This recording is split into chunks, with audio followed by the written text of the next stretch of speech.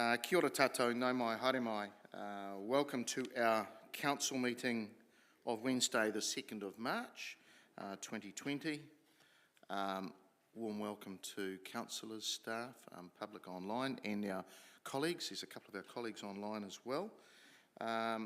Obviously this meeting is being recorded, it's also being live streamed on the council's YouTube channel, and just remind people why we are in the COVID-19 protection framework, the red setting, you know the protocols there. Health and safety, I'll go through that, but we are all well drilled on that. Fire and emergency exits, the health and safety aspects, non-smoking, defibrillator in front of house, and in the unlikely event of an incident, we follow the committee administrator and staff to Maraea Hine, the square. Right, councillors and also officers, presenters, if you could just give your name before speaking and use the microphone so everybody can hear online. We have the Deputy Mayor, Councillor Johnson, Councillor Dingwell and Councillor Finlay online. All right, we'll go through our order of business, and firstly is apologies, and we just have the Deputy Mayor for a touch lateness, so I'm quite happy to move that. Seconded by Councillor Hapeta. No comments to that. We will vote, please.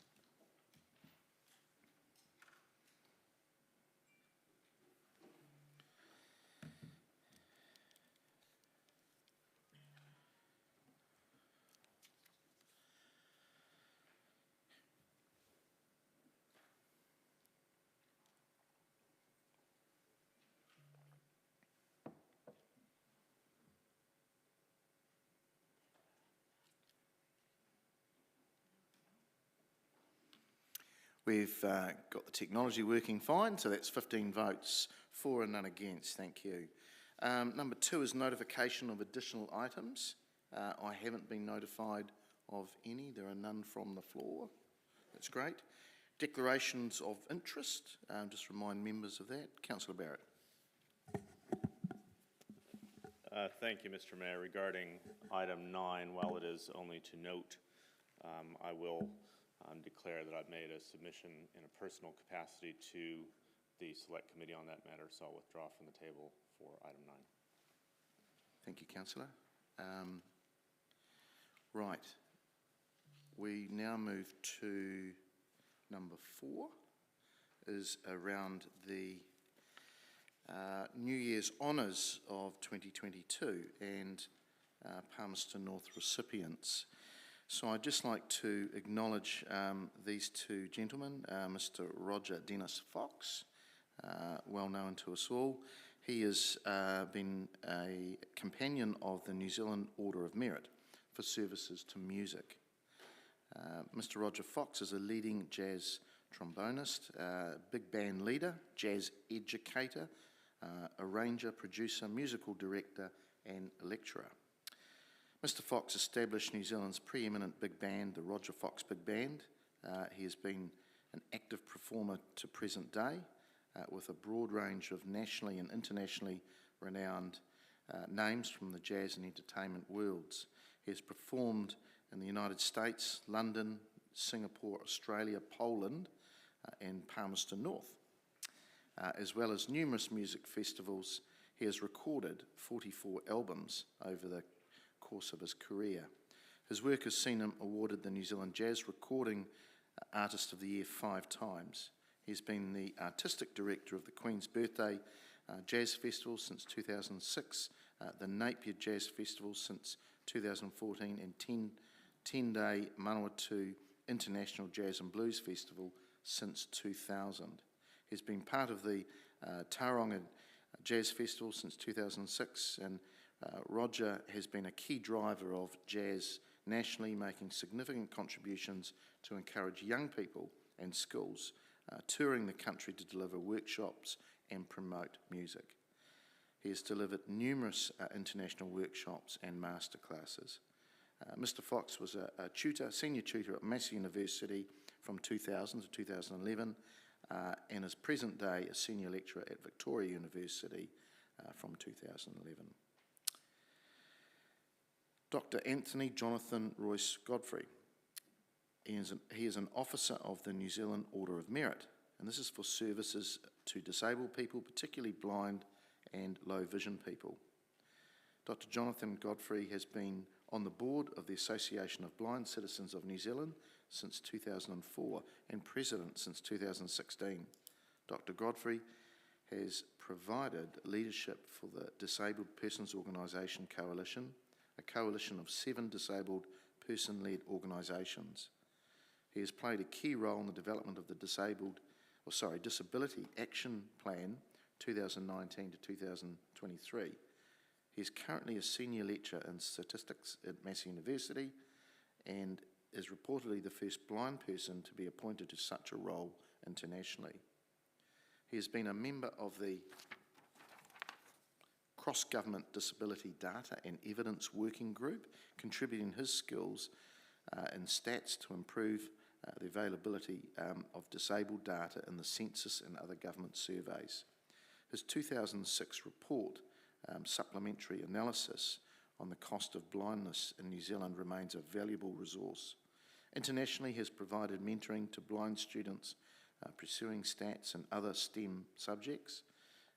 He was a board member of the Royal New Zealand Foundation of the Blind from 2006 to 2011.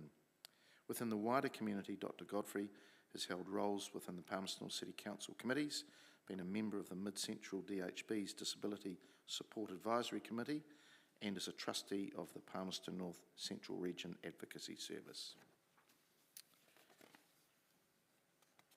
So I would like to move that Council resolves and notes the congratulations be conveyed on behalf of us as a Council to the local recipients of the New Year's Honours 2022.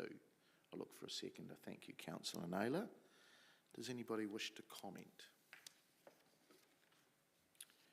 No? Right, we'll put that to the vote, please.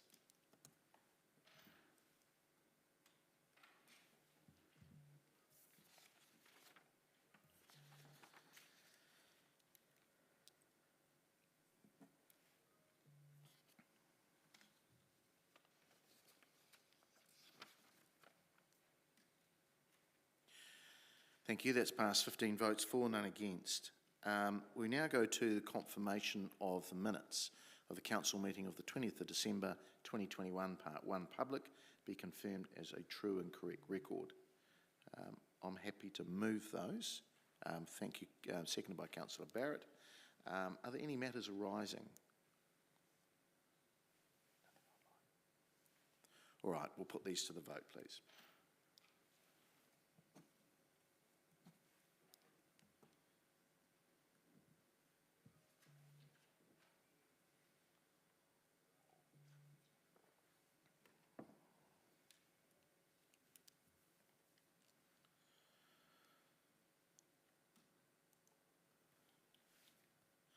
And that has passed 15 votes for and none against.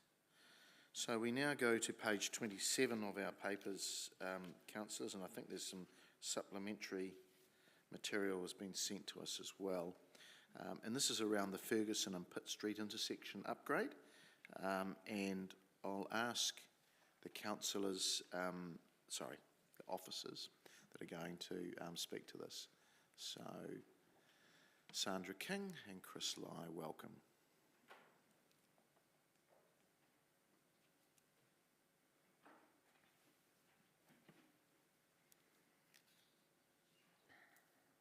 Good morning, councillors. Can you hear me all right through the mask? Great. I'd just like to first, before we start, introduce Chris Lai that you know, but Chris Lai has just recently been appointed as our Activities Transport Manager. So he's recently had a promotion, and I'd just like to welcome him to the table beside me. Since the report was written, I'll take it as read. We've created a bit of a presentation we thought we'd run through with you. And some reflections we've had since the report was written to give you some information.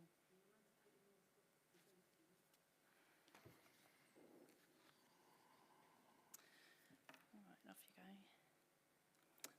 So I think it's really important to keep in mind the objectives of the project, which is around developing an inner city ring road. Thank you. Create efficient vehicle freight movement on the arterial and increase the active transport in the city centre. So we want to reduce the heavy vehicles on local roads as well. So it's really important we keep that in mind. We also need to provide some intersection safety improvements there. While it will delay movements around the ring road, currently to what it has, there's a whole lot of conflict that happens from Ferguson coming into the city, and also getting pedestrians and cyclists across that section as well. And we need to keep in mind that we need to put the cycle movements on safe routes, so we actually need to balance our modes of travel, and that's something that we're working on hard to navigate how we're going to do that. With the engagement process, we engaged on the impacts of the design with the people around the area. We didn't target road users as such. We talked with 6 major businesses, we talked with Horizons Regional Council, we sent a number of letters, 165 letters out to nearby residents and properties. We held 2 public open sessions, we had 6 attendees to those, and we received 31 written submissions, and we monitored the Facebook interactions. So, 42 in support, 24 opposed. Of those opposed, there was quite a bit about preferring a roundabout over signals in terms of the design, and there was 9 that highlighted the lack of cycle infrastructure along that road. Based on that, we made changes to the design, which is most of this is in the report. We removed the bus bays, and that was in discussion with Horizons and with their bus review and where the bus locations are going in the city. We looked at the central median, and we have removed the raised central median to account for what businesses and residents need along that side of the road, and to look at it in context with what's currently there in terms of a central median from Fitzherbert back through to Pitt Street. We have removed the lead-in cycle lane that's coming from the Ferguson Street west of the intersection, because that created confusion, and I'll take you through the reasons why we've done that in a minute. But we've retained the advanced cycle box at the intersection, and this is standard practice where a cyclist is confident to ride on a road, any road, of which they're legally able to. With an advanced cycle box, they can activate the signals, whereas if they're just sitting in a lane, they won't be able to do that. So that's the reason why those are there. We have removed the proposed pedestrian refuge. So we understand it's a desire line, but to create it encourages unsafe behaviour in terms of crossing 4 lanes of traffic, 2 lanes of traffic. So it's a tricky situation. The suggestion is that we look at an on-demand crossing at that point, but it's not budgeted. So we need to consider how we would look at that in the future. Cycling around the inner ring road is designed for the flow of vehicles and freight. It hasn't been designed for cycling. Cycle lanes on high volume roads need to be separated, and there's just not enough space there to do it. The Urban Cycle Master Plan identifies alternative routes, and this section of the ring road itself has not been identified as a cycling priority or for cycling facilities in the space. So hence the project objectives and what we're trying to achieve. And we need to upgrade the intersection for safety and efficiency. I think it's important to know that our co-funding with NZTA has been based on Pinity. This is an outcome of Pinity, and there's a whole jigsaw we're trying to build, but their funding is based on that inner ring road development, which is a 4-lane movement of vehicles. And if we look at the Urban Cycle Master Plan that was developed, it was really and Chris might want to talk to this as well, but it's really been looking at where we can put where the existing lanes are, where we need to remove existing lanes, where we can put proposed lanes, and how do we activate the quiet streets so we actually separate the modes of travel. We've got lots of space to do this. Christchurch is starting to do this quite well, and how do we keep the modes in different locations? I think it's important to note here where that red square is. Beside that, you'll see a black line that goes from Fitzherbert to Linton Street. That black line is to indicate a removal of an existing cycle lane that's been put in place there. And what we've done with the project to date, and that was in the report, is we've just focused on the area in context, but over the last couple of weeks we've been focusing on, well, what does this mean in terms of removing of this provision? Yep. In the report, there's also another area that shows a lead into the ring road and a ring road for cyclists, which is incorrect. The aim was to bring cyclists down Ferguson Street and down South Street to go into the back of the school. So inadvertently, the Mover Master plan has shown something that wasn't intended.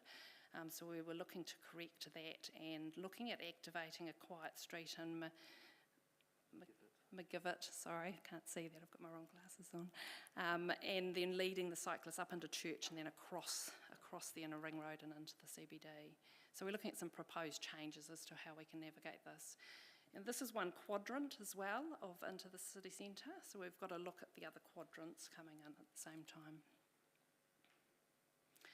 So some additional changes that we're recommending here that's not in the report that we've been reflecting on, that we need to think about how we align it to the master plan, and we're recommending two additional design changes, which is actually removing the existing cycle lane on the south side of Ferguson Street between Fitzherbert and Linton, because that's what we've been trying to navigate in terms of the design, but actually we need to probably remove it and activate other areas of the street network. And by doing that, the proposal is to remove the proposed shared path, which reduces that conflict between pedestrians and cyclists, and actually we need to think about where we're going to move the cyclists in other sections of the road network. So there's a plan here we've tried to highlight what we have done. So removing that lead-in cycle lane, which reduces the confusion that we had, but we've retained the one on the south side because we want to look at linking that back into the school along South Street. Removing the shared path, it'll still be a very wide footpath, so still quite a bit of space there. Removing the bus stops, which was in consultation with Horizons in terms of usage. And where they're looking at going in the future, and removing the central median and replacing it with a flush median. Now this aligns with what's existing to the east of the site between Fitzherbert and Linton, and so the whole section would be flush, and we can monitor that over time if there are problems, but at this stage we think that's a good safety solution because it gives room for people to do their movements across those lanes of traffic. Removal of the pedestrian refuge that we propose to put in for the desired line in front of Pack and Save to the east of Linton. The idea that we start to investigate what a signalised pedestrian crossing at that point would look like and costs associated with that. At this stage it's unbudgeted, so we're working on what that cost might be at the moment. And at this stage, in terms of timeframes, to award a tender before the end of the year, we need to proceed to tender in March, and with a construction looking in June, July, and a carry forward of the program into next financial year. Yep. We've also got a couple of additional papers that bits of information that we'll put to you. So just a bit of information on the street design manual that we have, which is 2013 document. And if we go down, it talks, if you can see this picture here, it talks about the inner ring road being a movement street, the linkages into the CBD being movement and place, and within the CBD itself are place streets. So I think that's really important to be mindful of. When we go further down, it shows a sort of a description of a movement street which shows separated cycle lanes, but the issue we've got around our ring road is space to actually achieve that. So that's the tricky bit we've got. Unless we buy more land and move properties, it's a bit of an expensive item. So, activating, we're lucky we've got a grid network in the cities, so activating these other quieter streets and getting those key routes into the CBD are really critical. just some more pictures there in terms of what those movement streets looks like. At the moment, we're looking at reviewing the design manual, so there'll be some work done in this space. And that just highlights the need for separated cycle facilities, which we can't actually create in this location. Thank you. I'll leave it at there. If there's any questions, I'm sure there will be. Thank you. Thanks, Sandra. Thanks, Chris, and congratulations on your new role. Could I just look, a couple of questions from me before I go to the screen. So the street design manual, which is effectively a decade old now, that's going to have a revamp, is it? David, would you like to? Yeah, there is an action in one of the plans to review the street design manual, and there was some work undertaken on a streets and roads framework which needs to be picked up as well, which was effectively going to replace the street design manual.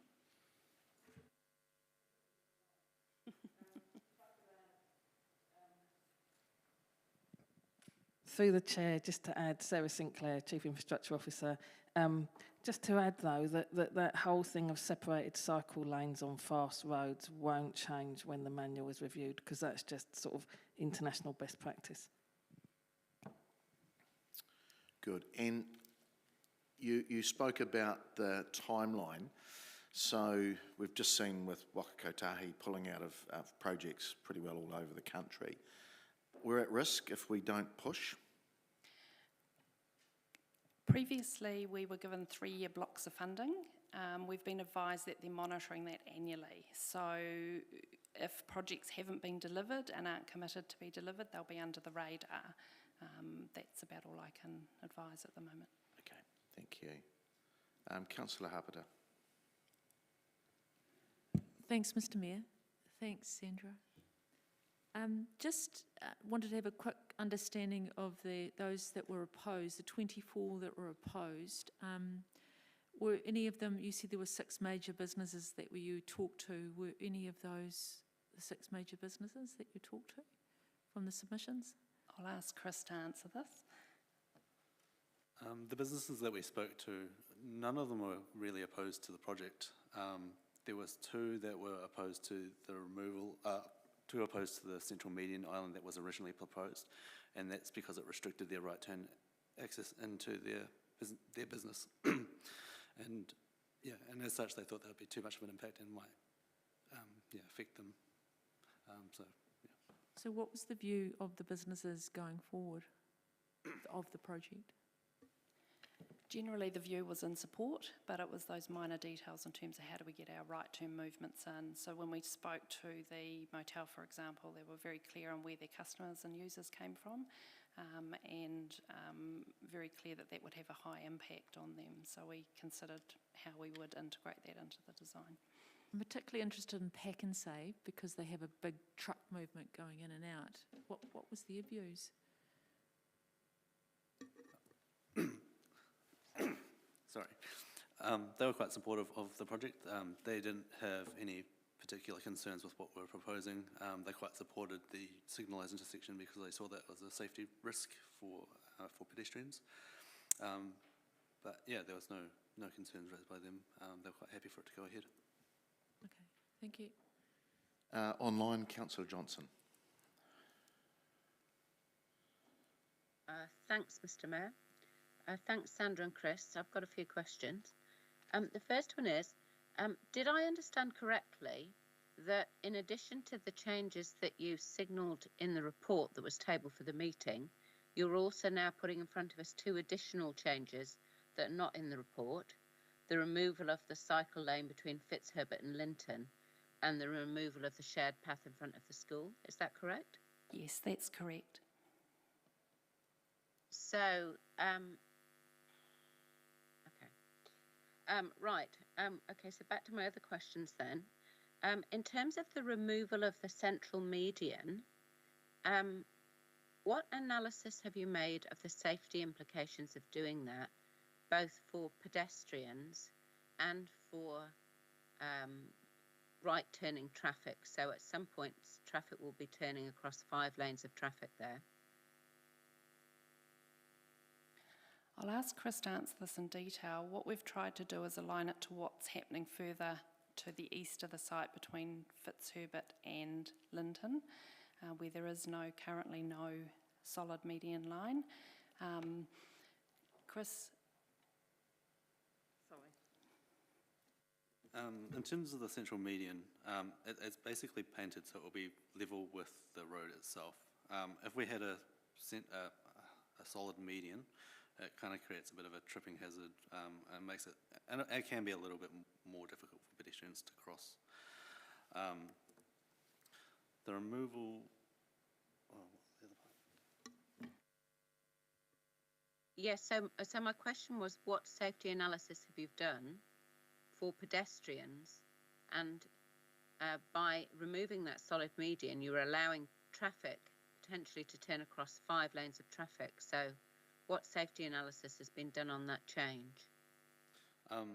We've looked at the previous crash history of right turns in the section between Linton and Fitzherbert. So in terms of right turns out of business, in that stretch, there has been a low number of crashes over the last 5 years and even the last 10 years. So while we understand that by widening the road there is an increased risk, the provision of a central a flush median gives us the ability to put in something in the future if crashes increase. I guess, yeah. So at this stage, we don't have any data to indicate any current problems with that in terms of movement and crashes across right turns.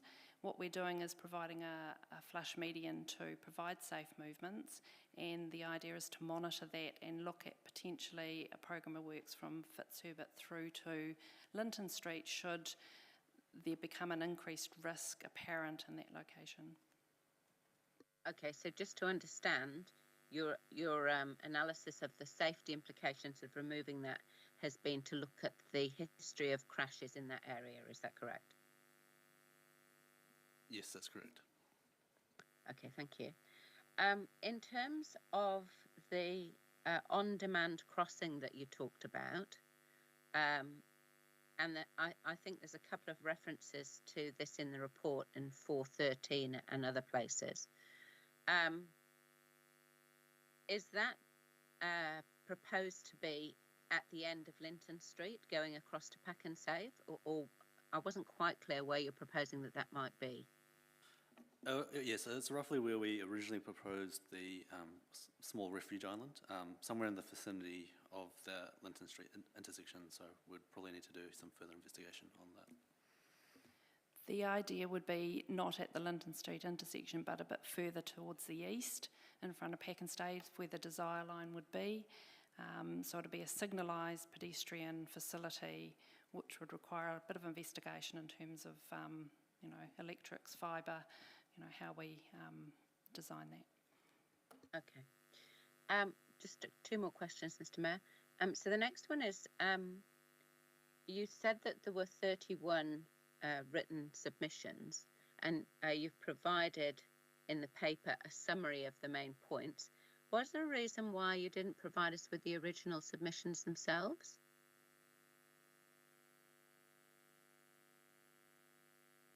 A lot of it was verbal conversations with people, and there were some written submissions that have come in, but the idea was to provide you with a summary of those themes that were coming through, not the actual detailed information. Okay, leave the rest for comment there. And just finally, how does this proposed design contribute to our goal regarding reduction of carbon emissions?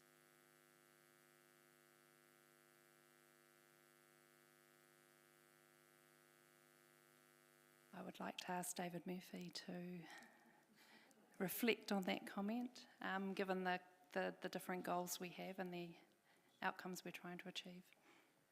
Yeah, we've got a paper coming shortly on the low carbon roadmap to the next Environmental Sustainability Committee, but what I would say is, you know, we have typically said land use planning and transportation planning are our key tools.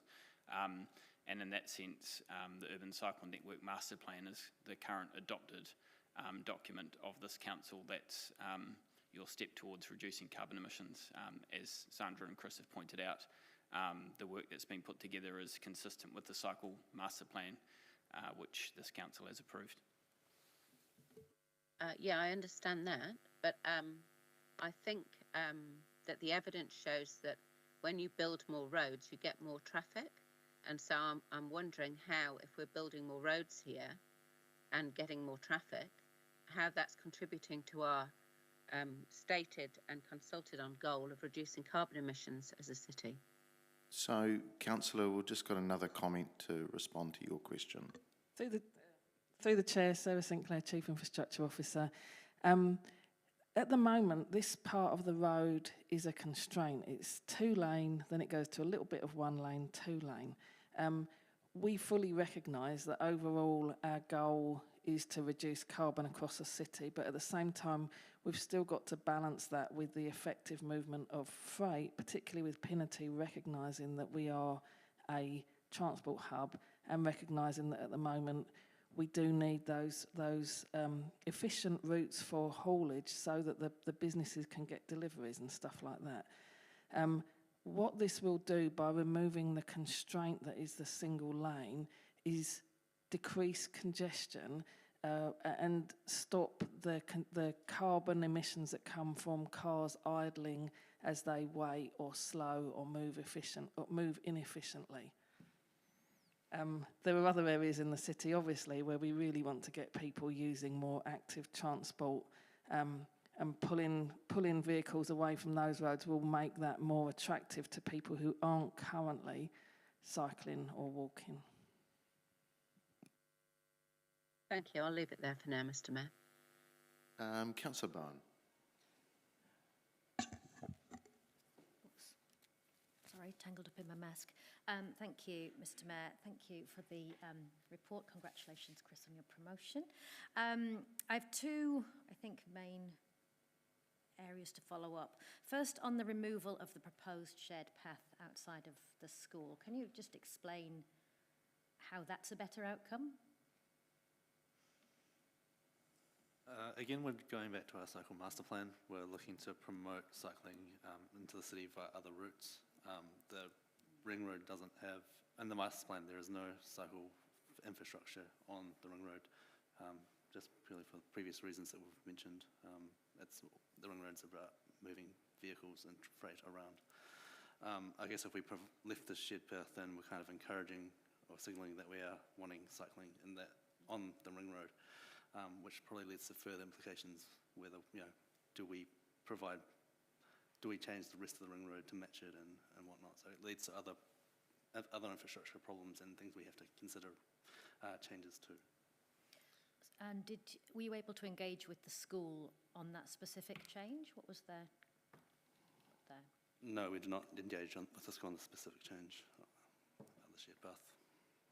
So my other point with this, the reason this report has come back is because of concerns about how we were responding to community feedback. And in answer to Councillor Harper's question, you talked about engagement with business, and I see the numbers for engagement. I suppose my question is, how does this new report give better community outcomes than what we had last year?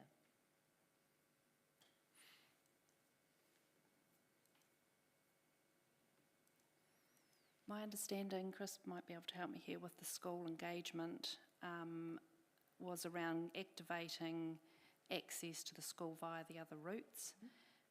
And when we purchased the land along that was to close off that side in terms of access to the school.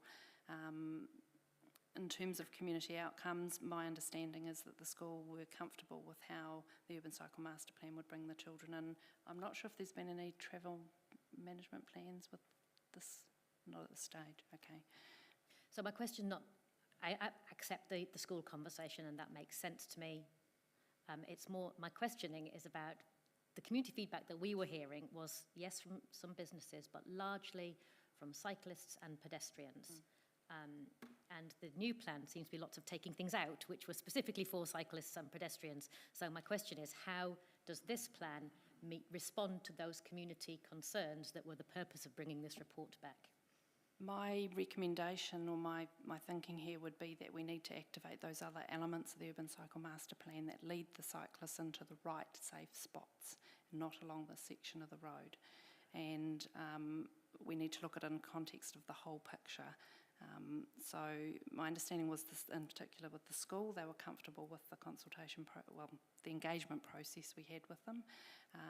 There are some concerns raised about being able to cycle on the ring road that is a conflict with the objectives of the project. I think that's the key issue. And I think what we need to do is look at how we activate those cycle routes into the city and across the moat of this as a picture of work. I hope that answers your question. Yes, it does. Thank you. Thank you, Mr. Mayor. Councillor Barrett. Thank you, Mr. Mayor, and thanks, Sandra, and congratulations, Chris, and thank you as well. Do have a couple questions to pursue here. One sort of builds on the response to Councillor Hoppeta's question in terms of, especially when we're dealing with an area that has been designated around movement, how we go about balancing the needs of 100,000 plus people vis-a-vis desires of a particular property that might be adjacent to a movement road. How do we actually balance that? It's a very good question. And it's how do we balance where modes of travel go for people and goods? And how do we use the tools we've got to enable that? So I guess, do you have objective ways of actually helping resolve that sort of tension, or does it ultimately come down to a point of preference? We've used the documents that Council have adopted to help guide this decision. The Urban Cycle Master Plan is a key one, and the outcomes of Pinity and how we're activating the inner ring road, which has been on the cards for Council for a while. So they do conflict, but how do we activate the different modes across and around those issues? So we're using current plans to help us with those decisions to guide. Cool, thanks. You talked about, in terms of responses to questions about particularly pedestrian safety, that you would do monitoring around increased risk as it became apparent. Is that, I guess to put it bluntly, is that fundamentally waiting until enough accidents happen that we consider it to be a risk? No. Sorry, through the chair on that one.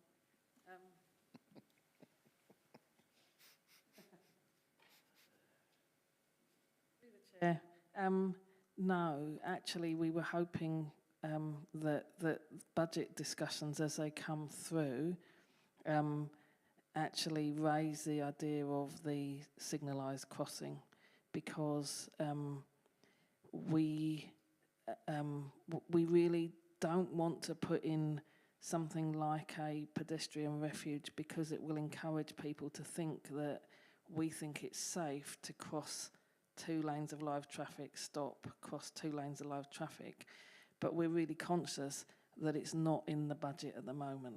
So we'd really like to have the discussion in our budget discussions for the annual plan about the pedestrianised, the on-demand crossing. Thank you. Great, thank you.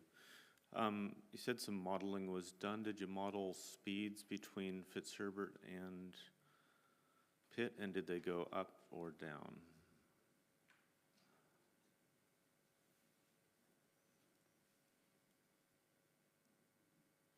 My understanding is we haven't done any speed assessment in terms of the modelling. From a first principles point of view, would you have a view around what's likely to happen to speed going from the current configuration to the proposed future?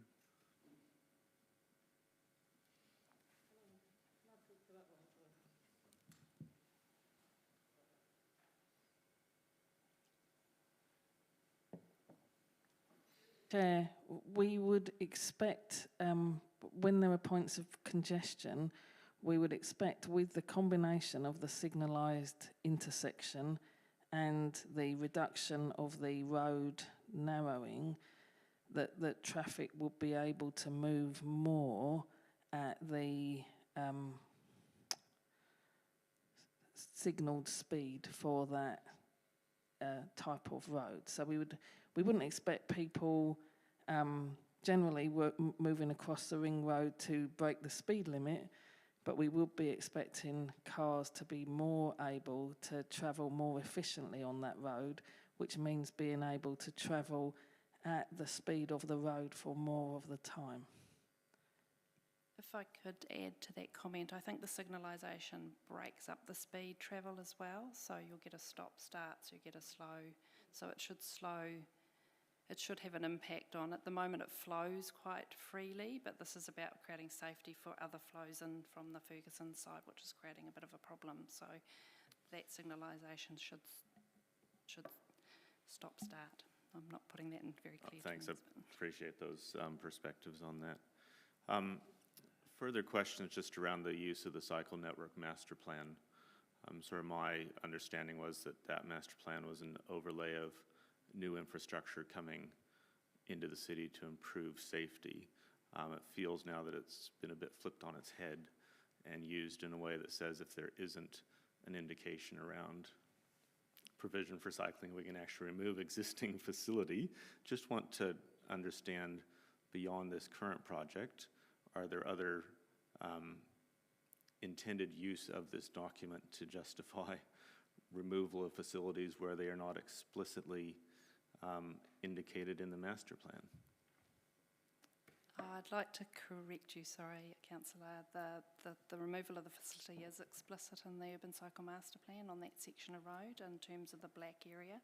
What we were trying to do with the project was address an existing situation, but when we reflected on it, we actually need to look at what the long-term picture is in the Urban Cycle Master Plan and how we activate across the safe routes rather than try and create a route that's actually not required under the Urban Cycle Master Plan. Just to add to that, with that section of cycle lane, it's not fit for purpose at the moment.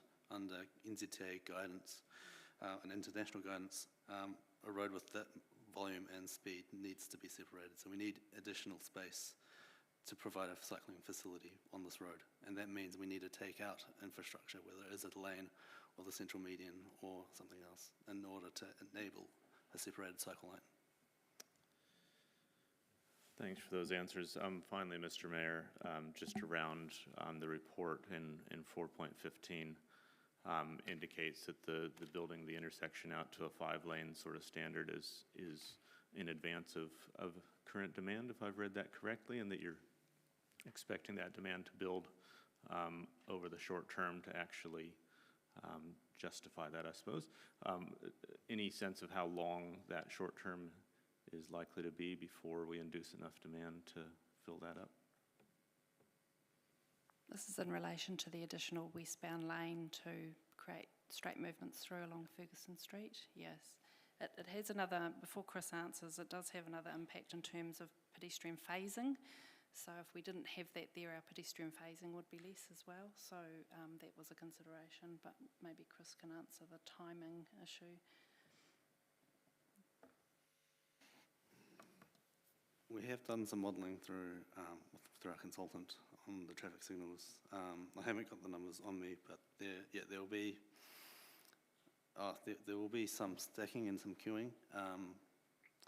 Probably not for the entire length of it, but you know, as we channel more traffic onto this road, you know, we can expect over time it will grow. So we're kind of future-proofing the traffic movements. We know in other parts of the ring road that the queuing goes beyond some of the intersections at certain times of the day, which does cause some problems. We also need to look at thresholding other streets down to ensure traffic is channeling through these main arterials. And I think it's also important to be aware that, I've lost my train of thought, my apologies.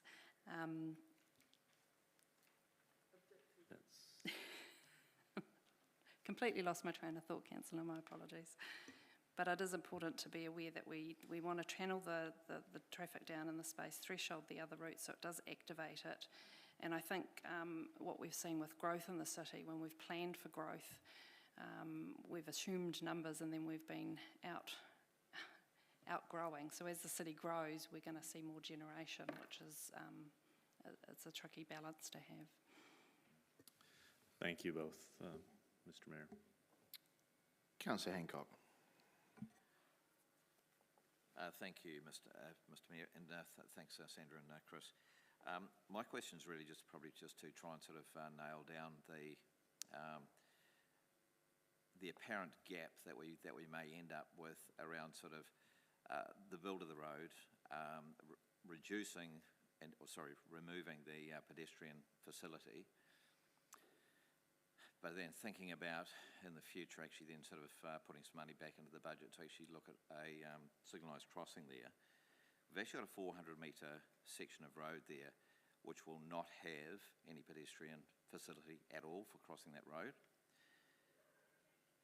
We also apparently have not yet completed the cycle master plan to cope with this change. So what are our thoughts around how we actually manage the risk for both cyclists and pedestrians in the interim? If we go ahead and actually build the road, change the layout, remove those facilities, how do we then manage the risk? It's a very good question. Maybe I can suggest to councillors that we think about in directing officers to look at how we activate cycling pedestrian movements into the CBD and activating parts of the urban cycle master plan around this space, and creating that through the program of works we've got with the urban cycle master plan rollout. That might be a way of trying to navigate the jigsaw puzzle we're trying to build in terms of program alignment. Sorry, can you use sorry, Sarah, just, you might want to grab and keep a microphone from one of your colleagues over there. As I said earlier, Councillor Pat, we do want to have a budget conversation about the signalised crossing because we do think that's important. Yeah, thank you. And probably just an ancillary question to that is, I don't know, do we have money in the budget for the quiet street discussion around McGiffert Street? Because obviously that would be critical to actually move cyclists around that route. If I could respond, there's a piece of work we need to do around the CBD in terms of how we threshold the CBD for a place function for people and how we keep the traffic moving around. We've still got the quadrant in the north, which is part of a state highway. Rangitikei coming in creates quite a desire line to come into the city. So there's a piece of work to look at how we do that. And then I think in conjunction with that piece of work is how do we navigate pedestrian cycle crossing points and how do we actually activate those pieces of work. So there's something for councillors to consider in terms of how do we align some programs to fit the jigsaw together. Councillor Butt. Thank you, Mr. Mayor, and thank you, Sandra and Chris, and congratulations. I'm sure Mr. Mayor will be very happy to see you in this outfit. So I had 3 questions, Mr. Mayor, and one and a half has already been answered through questions from Councillor Johnson. Regarding the on-demand crossing, removing the raised median plus removing the shared path, I'm sure we'll be making some savings through those. Can't that be used in this on-demand crossing? The shared path will remain, and the shared path will be taken away in terms of name. The path will remain in terms of the size and width of the path, which will be for pedestrians. Until we get some budget, we've got get our engineer's estimate finalised and budgets come through in terms of the tender costs. We'll know what savings we can make in this space. All right. Thank you. And second one, I missed the point in declaring that McGiffert Street as a quiet street. Can you explain what does that actually mean? It means a shared space for cyclists and vehicles, so it's a slow street environment where the modes use the same space. And Chris might want to explain how this works. Yes, it's more around having a quiet street which is safe for pedestrians and for cyclists and traffic to mix. So under guidance, under transport guidance, you don't have to put cycle lanes on every road. Some roads that have low volume and low speed by nature are generally considered safe streets for cyclists to merge and to use the middle of the traffic lane. But we can reinforce that through wayfinding and through traffic calming to get those speeds down, get those volumes down, and make it a better route, a better detour away from the ring road, and get them connected onto Church Street, which has cycle lanes on it that connects directly into the city centre. Thank you, Mr. Mayor. Councillor Naylor.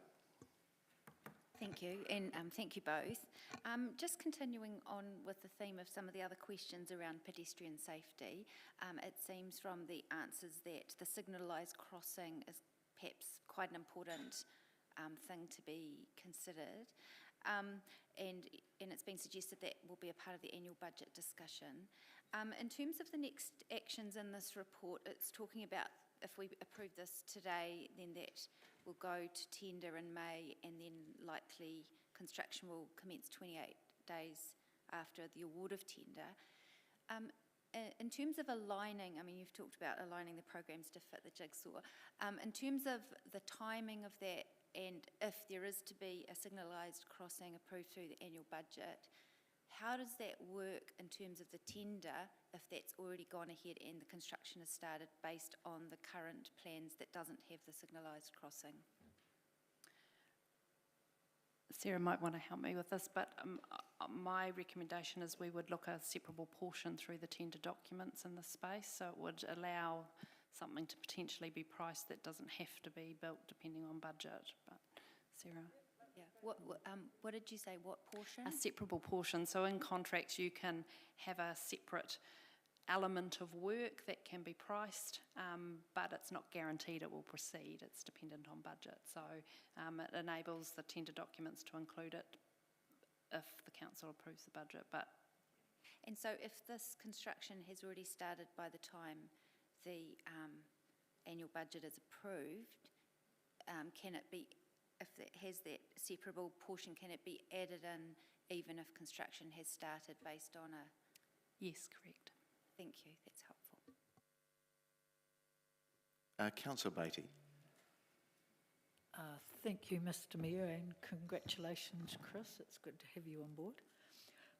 Just a question around the budget for this on-demand crossing. What sort of ballpark, and I'm not holding you to anything, I just don't understand if we're looking at 50,000 or $1 million, so can I just have some sort of...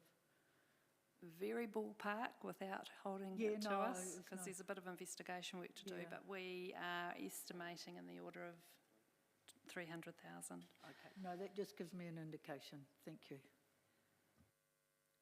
Councillor Finlay. Thank you, Mr. Mayor. Didn't quite hear the whole of Councillor Beattie's question. My computer's playing up a little bit.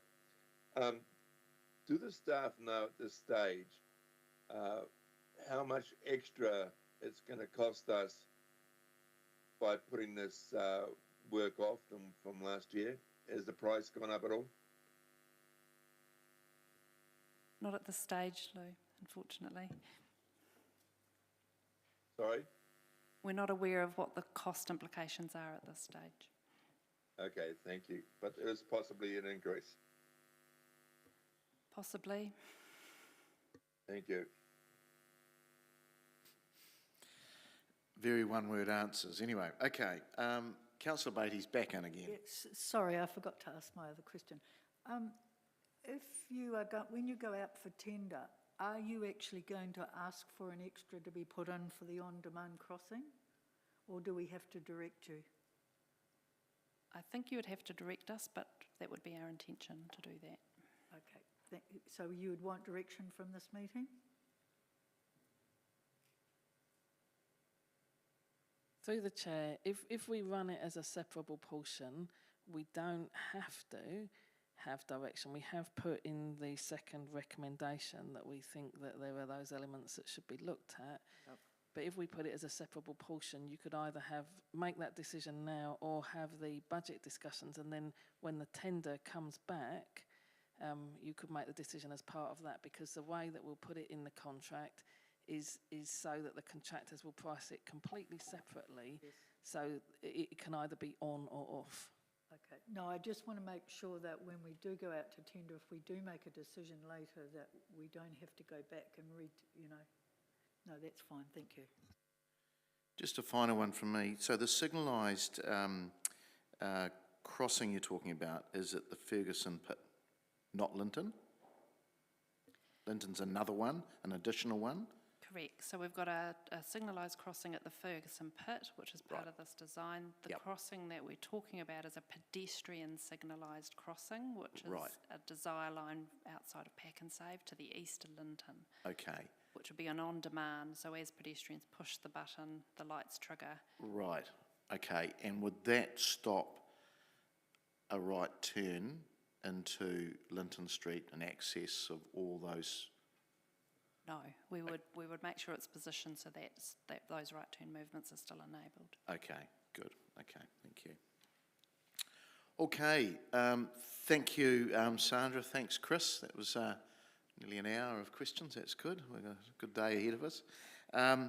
Look, with the recommendations, I just want to, I'm going to look to move number 1, but with the questions teased out, I'm sure there'll be something around number 2. I just want to signal that there is an additional recommendation. If this one fails, Councillor Barrett has sent through late last night some additional recommendations. So on what we've got here, councillors, I think this is a real question around balance and surety, but also safety for all modes. We've really teased out what cyclists and pedestrians are looking at. I think it is excellent that we are tidying up that confusion around the cycling master plan, and it is getting updated for ultimate safety, because we can't guarantee everything on every single road. But having been through that process, certainly at the forefront of it, I think there was a little bit of confusion about what was happening. I do want to encourage better traffic signals, and even for the cyclist. When I led the former Cycle Forum group, the common question from that group was not cycling lanes in Ferguson Street, it was around getting across the moat, and Councillor Barrett will remember those questions consistently. And so for the officers, we do need to look at what's happening with cycle signals, so they get right of way and priority, in the same way that pedestrians do as well.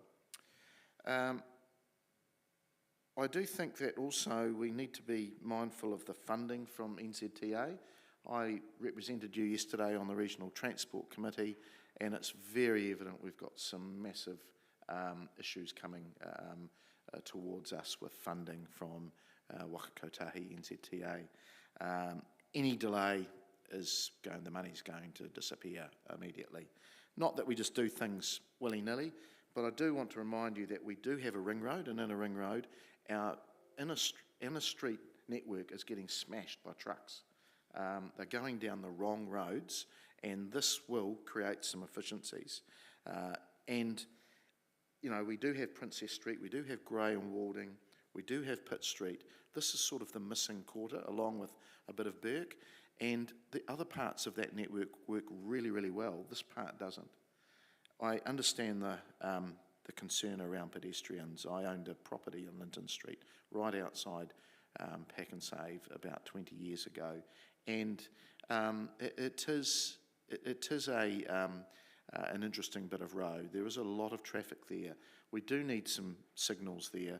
Pitt Street, we've seen the accidents that have been there before, and also we've got quite a build-up of inner city clubs and other businesses there. You know, there's 5,000 members of the Cosmopolitan, Squash and Bowls clubs, which, you know, safely need to get in there, and from the east side of the city as well. So I'm happy with one, and I'd like you to support that, please.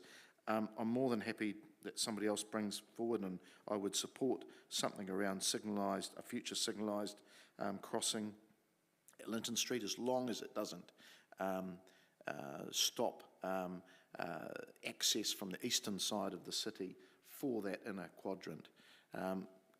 Officers know my views on the inner city, the central city, of lowering the speed to 30 k's.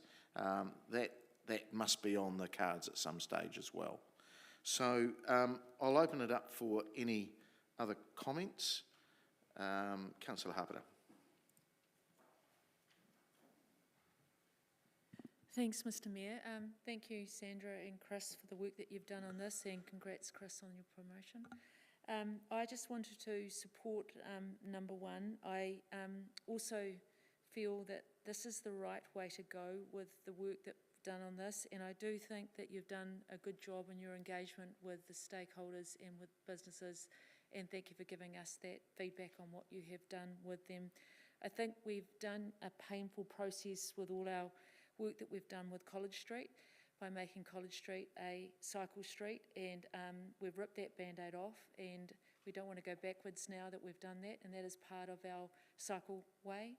So this isn't a cycleway street, and by having College Street there, which is a parallel street to Ferguson Street, this is the way to go. So we just have to keep going forward and putting that jigsaw puzzle together, which is what Sarah had said. So I fully support what you have done, and I think this is the way forward. So well done on what you've done to date, and I agree with the progress you've done to date. So thank you very much. Councillor Naylor. Thank you, Mr Mayor. Yes, there's obviously some tension here as we balance, you know, what can appear to be competing needs in the city. However, I do think we need to progress this work. I'm comfortable to support recommendation 1. I'd also like to move the second recommendation, which is slightly amended from what we've got in the papers here, and Councillor Hancock is happy to second that. I'd like to move that the Council directs the Chief Executive to plan and undertake further investigations, delete as traffic growth increases, and then to identify and then delete future, so to identify additional safety management options and timings. These include another signalised crossing at Linton Street and the solid median from Fitzherbert through to Pitt Street. My reason being that I think essentially what's in recommendation 2 does cover what I think is a good way forward, but removing that as traffic growth increases and future components of it, to acknowledge that actually those safety management options need to be considered now, and I'd be hopeful that if that is included, as the General Manager has suggested, as a separable portion, then those safety components can then be included as a part of this work as it's being completed now, rather than having to do something in 2 stages. So happy to move that that second recommendation with those amendments. Yep. Did you catch those, or do I need to? Yeah, can you perhaps just write those down and get those to the administrators? All right, councillors, we're just dealing with one at first, so we'll come back to number 2 separately, because that will probably cause some more debate. Councillor Barrett. Thank you, Mr Mayor. Just, yes, speaking to recommendation 1. Certainly very supportive of the safety improvements and access improvements that will come through signalising that intersection. Decades overdue in my view, so it's wonderful to see that aspect going ahead. The concern that I have around this is much more around what is happening with the stretch from the Pitt Street intersection through not only to Linton but through to Fitzherbert now, and in terms of the number of extra lanes going in there, basically drawing what should be bypass traffic in closer to the city centre, and we actually want to see that bypass traffic away from the city centre. So there's, to my mind, three fundamental reasons why this project isn't yet meeting the sort of needs that I would see to be able to support it. The first is that, especially as presented to us, it contributes to the isolation of the city centre. If you think about creating basically a 400 metre now effectively wider moat, deeper moat, and probably where we're going to well, in my view, we're likely to have a faster current there, but we'll certainly have more traffic there. It makes that moat that much harder to cross, and that is isolating for the city centre and people wanting to access it, especially from that part of town. I hear that there's some desire to bring in a signalized pedestrian crossing, which would go some way to mitigating that, but we still have fundamental issues with mid-block crossings, which will be risky in this area. And I think about that in contrast to Cuba Street, where we're actually spending millions of dollars to try to get people across the moat, and here it seems like we're spending millions of dollars to widen the moat. So I don't support it on that basis. Secondly, and especially with what we've seen today, is the undermining of walking and cycling in this area. It does actually reduce choice. And if you look at the range of journeys and destinations that people might be wanting to reach, either by walking or cycling, this does have a negative impact there. And again, this is right in the center, the very heart of our city that we're talking about. So this is where we should see the highest use of those modes and be doing things to encourage those modes, including, in my view, on this street for people that want to access the businesses and schools and other amenities on this street. And my final reason for not being able to buy into this at this stage is that I'm concerned that it's not actually going to deliver the promised outcome. So we've got a carbon copy of this intersection that's also built on Ferguson Street. It's down at the Princess Street end. It's been in there for about 20 years, and we don't actually see all the heavy traffic sort of migrating onto that. What we see is a lot of heavy traffic still rumbling down Albert Street, rumbling down Te Awawi, Victoria, Fitzroy, College. The list goes on. So my concern is that we're not actually going to see those outcomes of seeing what should be bypass traffic amalgamating here. We're going to see them continue to sift out through the urban streets and disrupt our lives throughout the city. So for the reasons that it isolates the city center, that it undermines walking and cycling, and that it won't actually deliver the outcomes, I'm unable to support recommendation 1 at this stage, and look forward to the discussion around additional recommendations.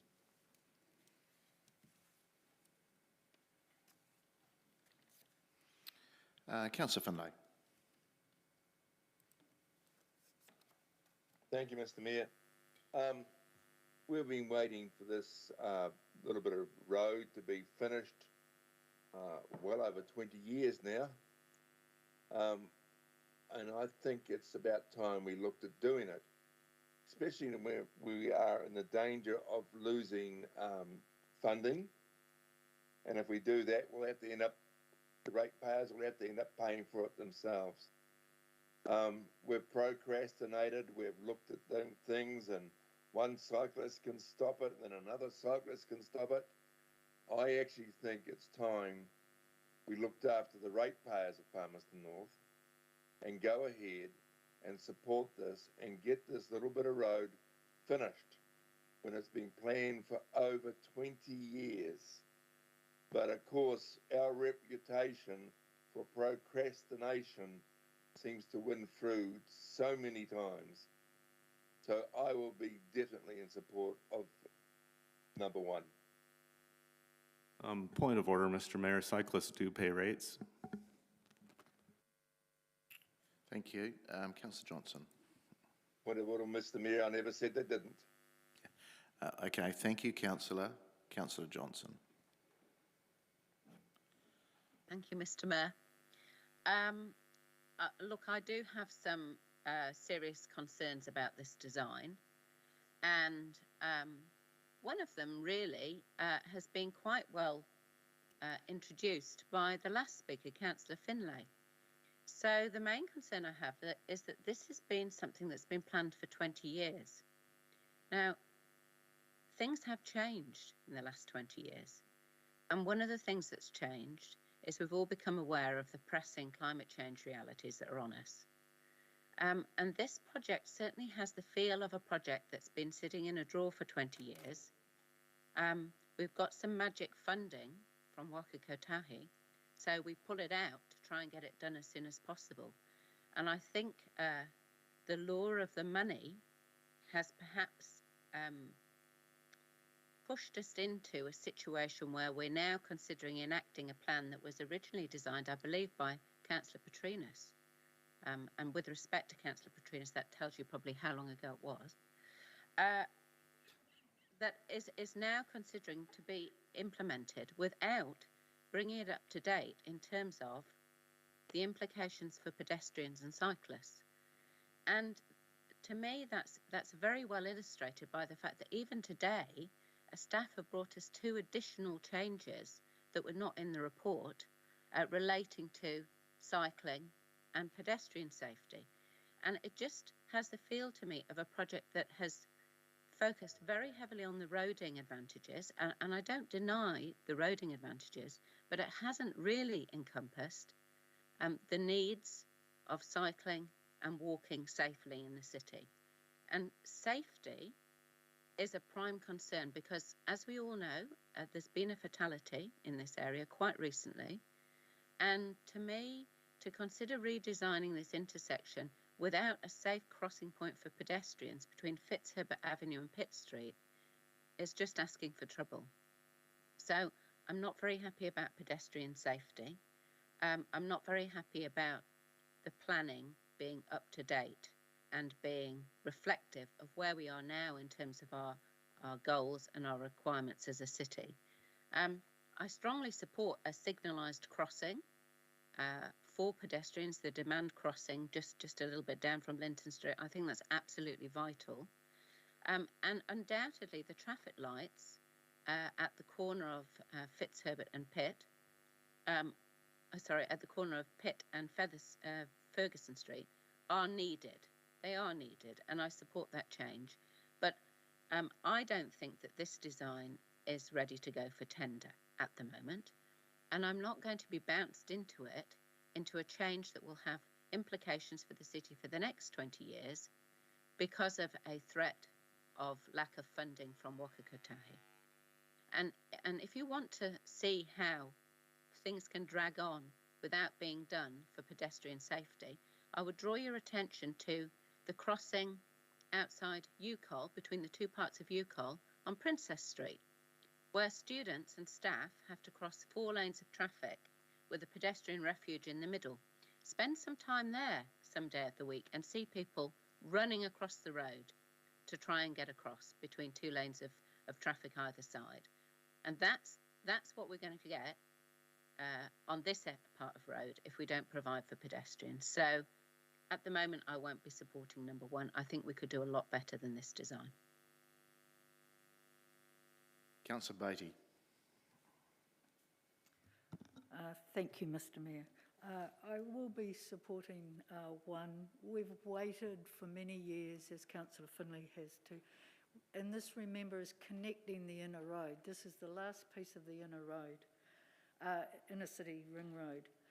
The other thing too is this will move, it's not just about trucks coming in, because later we'll have the outer ring road which will take those trucks out. So the inner city ring road is to move the actual traffic. It's like when I'm on it, I get really annoyed because down Ferguson Street, there's always that congestion, and that must be causing carbon emissions. And as we go into the future, we're going to have electric cars. So it's not like suddenly we're not going to have vehicles anymore. We will always have vehicles. This city is growing at such a rate. We're going to have 100,000 people. So even if we just stagnate at this, we'll still be having growth in cars. So we need to get them round the city, and that makes our square and all around those other areas much safer. We'll have cars out of the square because people will just go right round that in a ring road as it was supposed to be designed over 30 years ago. And I'm comfortable endorsing this project. One thing I will be doing though is that when we get into the annual plan budgets, is that on-demand crossing, I think is absolutely imperative. I mean, we've looked at it outside the hospital where we had issues around there, and we've got that on-demand with the lights, and that works very, very well there. And I think that's something I just think we need to add that. And I understand why it's not, I mean, the officers have come to us with what we can do within budgets, and they've highlighted this, so I think it's up to us to take it out. If we're talking about safety around this table, we need to take this into the annual budget, so I'll certainly be pushing this in the annual budget. Thank you. And finally, Councillor Dingwell. Thank you, Mr. Mayor. I can't support number one at the moment. I absolutely agree that something does need to happen in that area, particularly a crossing at that Pitt Ferguson Street intersection. That definitely needs to happen. But I'm really, really concerned about the impact this is going to have on the schools and all of the children who are trying to travel to Palmerston North Intermediate. Right now, there is a big, heavy focus on cars and parents driving their kids to school. But what we're trying to do with our, eco strategy is actually encourage more cycling. And I cannot see how children will be able to get across these roads safely. I've heard all the different plans, and I've seen all the different changes that officers have presented today, but I really cannot picture 11-year-old kids on bikes getting to school through this through these lanes of traffic safely. And so for that reason, I will say no to number one. All right, councillors, thank you. And before we vote, just write a reply. So look, again, I just want to, it's great that, I see the passion around the room as amateur roading and safety engineers, and that's great. But I do remind councillors, there's nothing wrong with an older plan. Look at how good the Romans built roads centuries ago, In fact, I saw something on Facebook just recently where they showed an old road from the Roman Empire and then a new one which I think it was the British government had built, and there was potholes everywhere. So I do remind you that sometimes heritage, you've got to look to it fondly. So I do support Councillor Petrinus's original plan. I'm not sure if you're taking the credit for that, Bruno, but anyway. Look, seriously, this is about balance, and we've got to get some surety here. If we just push this to touch again, Palmerston Intermediate, there's 3 entrances to that school.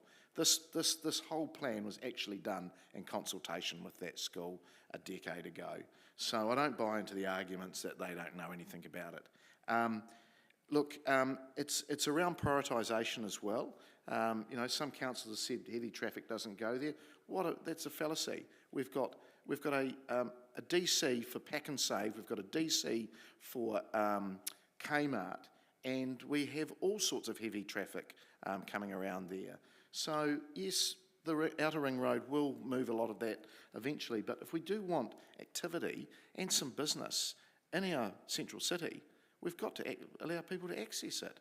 And yes, we're carbon emissions and dealing with all of that. We'll still have electric and hydrogen vehicles. They still need a road to go on. So I just think we're being a little bit silly at times with some of the debate and arguments. So please, councillors, we've got to get this across the line.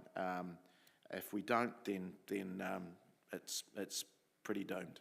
So if you could vote, please.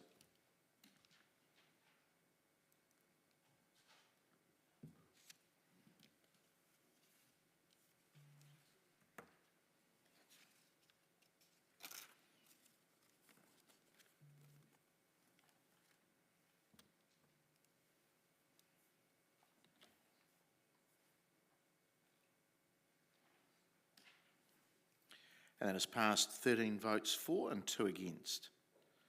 Right, we'll get through number 2. I think there's another recommendation. Do we put that up? Would you like me to speak to that again, Mr. Yes, please, Councillor.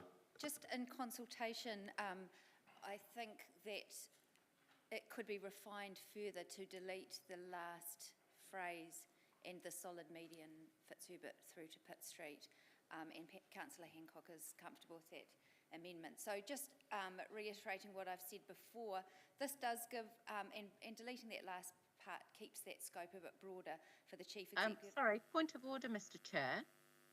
Councillor Barrett and I submitted alternative recommendations at 2:17 p.m. yesterday. Why are they not being considered first? As the chair, I know they weren't considered first. As the chair, I agreed that we would look at what was put first, which I put the first one up as the chair. This was addressed in comments by Councillor Naylor just afterwards. So you was definitely in line. So this was moved and seconded and sent to you yesterday at 2:17 p.m, but you're not considering it now. Is that what you're saying? I am considering it, but it's in a queue. And as the chair, I have full right to do that. Well, you misled councillors by saying that Councillor Barrett sent it out late at night. It was sent at 2:17 p.m. yesterday. Would you like me to continue, Mr. Mayor, or?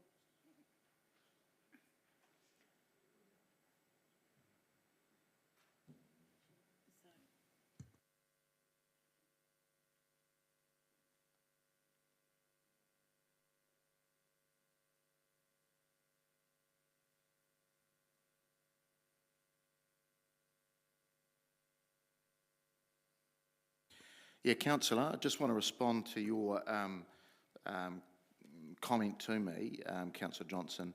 I've responded to who has spoken to things. You can send, I get 200 emails a day.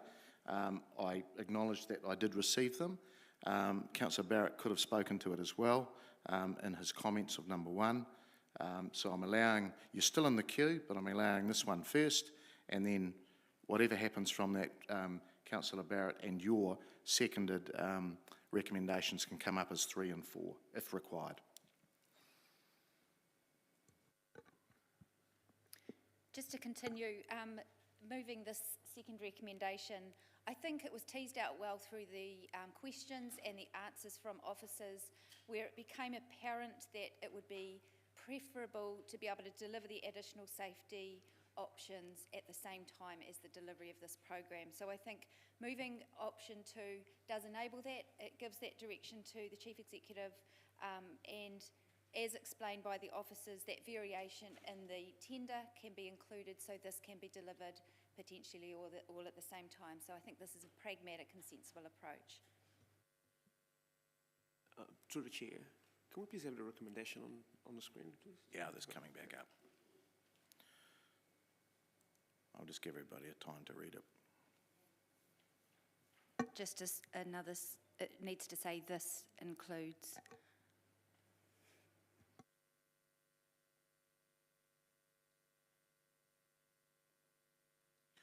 Okay, thank you, Councillor. Councillor Barrett. Thank you, Mr. Mayor. I do think to some extent we're all rushing towards the same conclusion here, so I can first acknowledge that. We'll first indicate that I would see council being placed in a much stronger position if we were to adopt the recommendation that Councillor Johnson and myself circulated yesterday, and that it specifically and explicitly brings a report back. The recommendation that sits in front of us here requires the Chief Executive to plan and undertake, but doesn't actually see a report back. In my view, there is significant public interest around this, and we should see a report back to the Chamber, and that could actually come through the mechanisms both of Council and our annual budget process, I think, in a way that could lead us to quite a good quite a good outcome, but my position at this point is that I would not be supporting this recommendation as it's currently worded, because I think that there is a perfectly good recommendation that actually brings the report back to council, which is the vital action there. I do want to speak just a little bit as well around process, and I well understand the mayor as chair is within rights in terms of the approach taken here, but it does raise a question of what use there is in responding to requests for things to be signaled early, especially on busy days.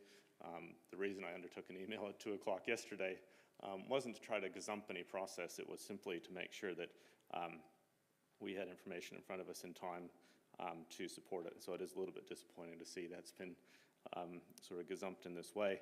Councillor, you can move an amendment. You're full within your rights to do that. Well, I'm quite comfortable with the recommendation that I put forward yesterday, so I'll be hoping that we can get to that. Okay. All right. Are there any other comments to this before I give the right of reply? Sorry, Councillor Harper. Yeah, I just want to say that I fully support this recommendation. I think it's a great addition, and I think for safety purposes along Ferguson Street, it's a great recommendation, so fully support it and fully support the wording that's in there.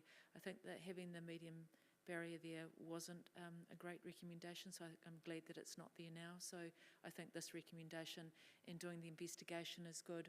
So it would be good to see the report come back, and I really appreciate that. So yep, good recommendation. Thanks, Councillor Naylor. And Councillor Barrett. Thank you, Mr Mayor. It's more of a question if it would be possible to see the additional recommendations put up by they Councillor did Barrett come up Johnson. before, but we can bring them up, yes, certainly. I'm not clear whether they're in conflict with each other or if they can sit together. Thank you. So this is Councillor Barrett's additional recommendations, which was, Councillor, am I correct that number 2 was what was on the paper, is that right? Thank you. If I can speak briefly, yes. Recommendation 2 simply changes the direction from what was in the paper to ensure that we see a report back to council, but it actually takes the officer's advice around the range of safety management options that should be considered. We had a comment just a moment ago about us being amateur engineers around the table, and I don't want us to be ruling anything in or out. I think if the officers have said there's a couple different options that should be looked at, we should see that reported back to us. Okay. Councillor Bowen, you're fine with? Thank you. I do think that the recommendation moved by Councillor Naylor makes number 2 redundant, but that's just a process question. Yeah. Okay, we're just going to work on Councillor Naylor's number 2, and we might just want to make the others number 3 and 4. Okay, before I go back to you, Councillor Naylor, for right of reply, look, I support this. I think it was teased out well in the questions around the safety aspects. The only thing I would say about putting a hard median strip at this stage is this just does need to be tested. The 2 biggest users of Linton Street are the clubs, and secondly, the Pack and Save and associated businesses, pharmacy, physios, etc. So I think that would be disingenuous of us to put that in at the 11th hour, because those organisations did come via the offices and put in submissions. They didn't get up here on the council table or ring councillors and lobby them, but they did come back to the offices. So I think we do need to take that into account. So I will support this. I think it does go a long way to addressing some of the concerns that councillors have around safety. And as Councillor Beattie said, we employed that on-demand signalised crossing at Ruahine Street, and it works very well. And of course, I was here along with some of you when we had the lady come and see us that had been hit there, and I think it worked well in addressing some of those concerns around an even busier street there. So we've had a few more pop in. Councillor Johnson.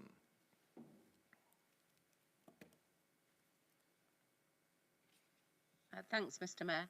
I'm not going to be supporting Karen Naylor's amendment, alternative recommendation, and mostly because of the process that's been used to make sure that that one gets up first.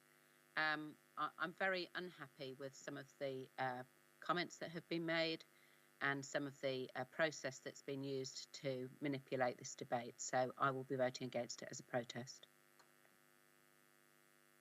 Deputy Mayor. Thank you, Mr. Mayor. First of all, I have just ducked in and out of the meeting, so apologies if I'm repeating comments that may have already been made, but I am going to vote against this recommendation. I do think that taking out the specific reference to growth and future is very short-sighted. I absolutely appreciate the need to address any immediate safety concerns, but we know that our city is in a time of unprecedented growth, and there is significant movement. If we look at pieces of work, significant pieces of work that have been done in the last 5 years, some of them are, almost reaching capacity. And so I would hate to think that we take some immediate steps now, and actually we're not catering for anything that could be happening in the coming years. So I don't believe that the recommendation from the papers actually eliminates any immediate safety concerns. There's no reference to what future is defined as, and so that doesn't mean that things that we're facing in the next 6 months can't be included in that. But actually, I think that it takes a long-term, a bigger picture approach, which is actually what is necessary when we're putting significant investment into infrastructure in our city. So I do believe that the alternative recommendation from Councillor Naylor narrows that down, is short-sighted, and isn't actually what we want, considering we are a growing city, so I won't be supporting that. Councillor Hancock. Thanks, Mr. Mayor. I wasn't really going to address this, but given some of the comments that have been made, I just want to make a couple of clarifications.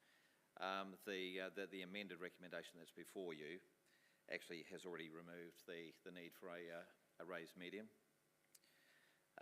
It also provides the Chief Executive with a very clear indication that we actually want this investigation to proceed as soon as possible, to take in some of the needs for motorists, cyclists and also pedestrians.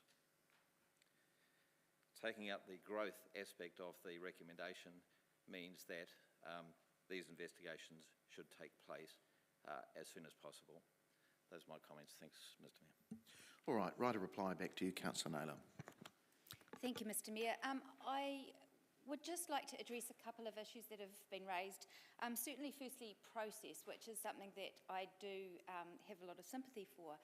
Just to explain,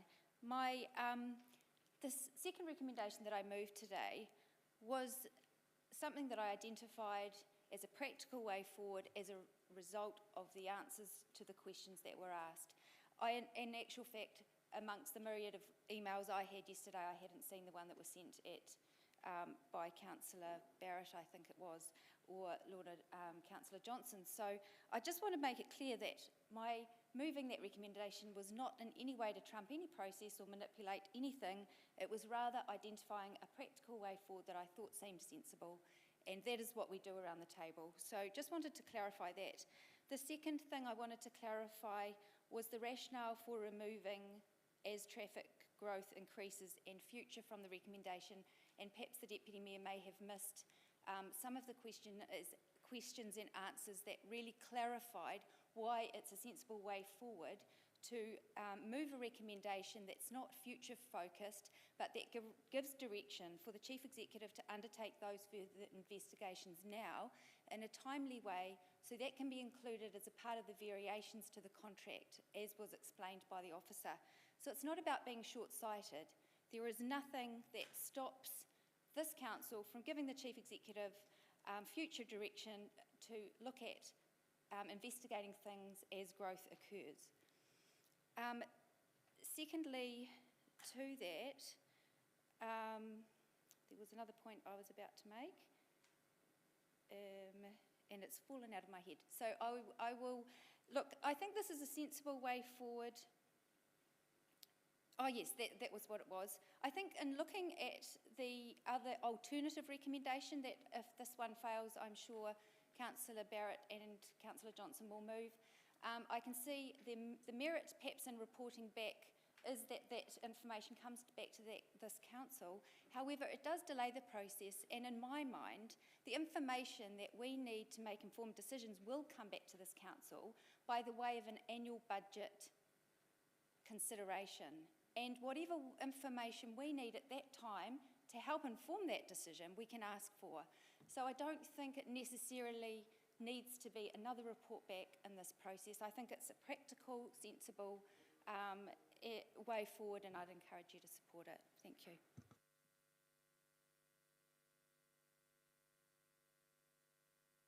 All right, councillors, thank you. We will vote on number 2, please.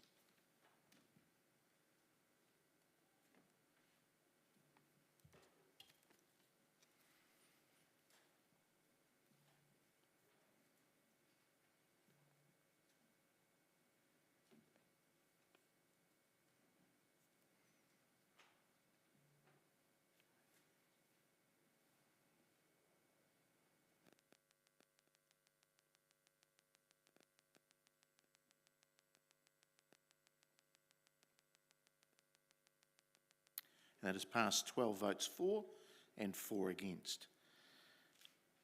Okay, moving to Councillor Barrett's recommendations.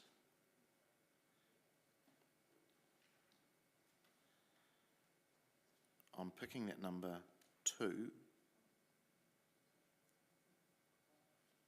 has become redundant, but number 3 is... could we just see 2 again on the screen? Thank you. Yep.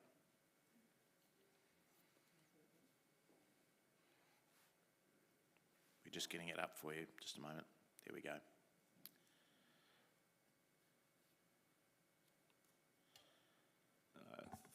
Thank you. With the, this is sort of still on, well, with the seconder's permission, I'd like to see number 2 amended to remove the second sentence, because I think we've sort of dealt with the sorts of safety issues that might be considered in Councillor Naylor's recommendation that's been adopted, but this would then go further to see that it's reported to council. And again, we've seen through not only the hour of questions today, but the public interest through the submissions process, et cetera, that the community does have a high level of interest here. And I think it's our role as elected members to make sure that we do keep an eye on this. So I would like to see it reported back. So I'd again like to see recommendation 2 be considered, but amended to remove the second sentence, provided the seconder is happy. We're getting nods, yes. Okay, thank you, Councillor Johnson. So can we just confirm it's deleting from these include? Yes, yeah.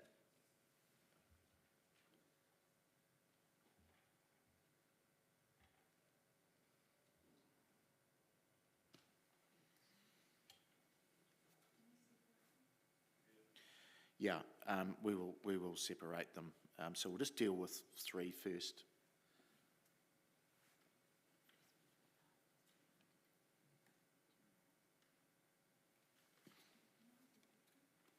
You're doing that through the process.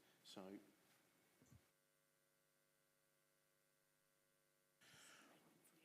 all right, so we're just separating them. So Councillor, we've got, are you happy with what's up there now? Yes. Yep, great. All right. Okay, I'll open it up for any other comments and then give you the right to reply, Councillor Barrett.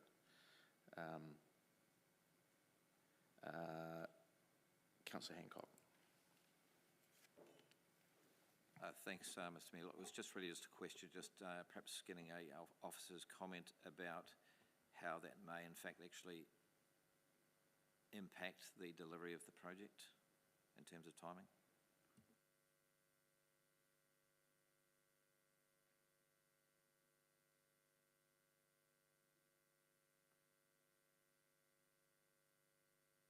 Through the chair, I hadn't anticipated that that the resolution would delay the tender process. So please, can we clarify that?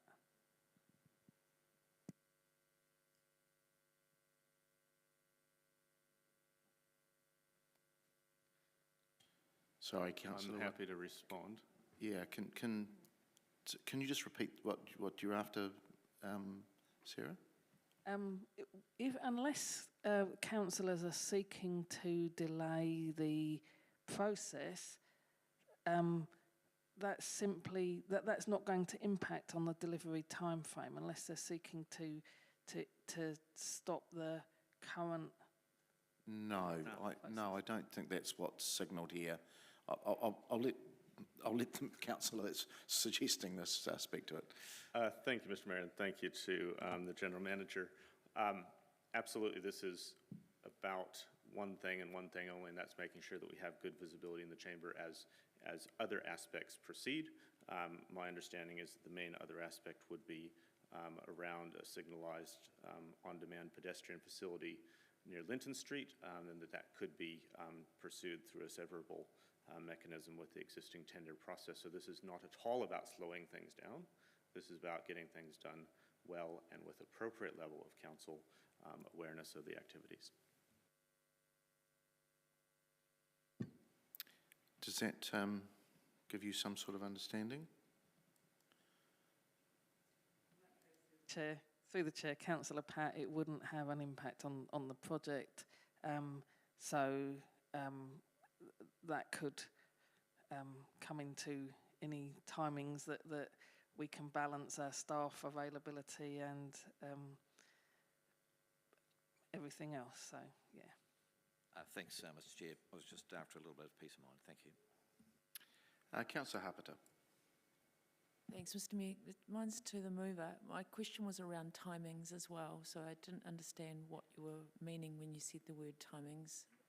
Is it the same question that Sarah just answered? That is really a reflection of the original wording in the papers. I just wondered if it was redundant.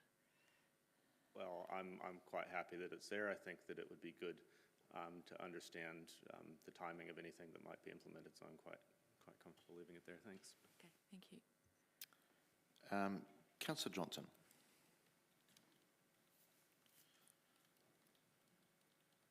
Thanks.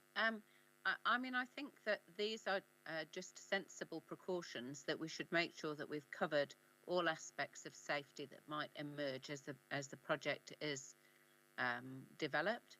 And I think officers had stated about the demand pedestrian crossing and the central median. But as the project progresses, there may be other issues of safety that need addressing, and I think that it's just sensible to include this to cover those. Okay, thank you, Councillor. Look, I'm happy to support this. I think it's it's been teased out in the questions, and I think there's no harm in understanding what additional safety management options there are, and the CE and officers to come back to us in a relatively timely manner, and I'm sure they will if this succeeds. So I'm happy to support it. So back to you, Councillor, for right of reply. Don't think it's needed, thank you. Good. All right, councillors, we'll put number 3 to the vote, please.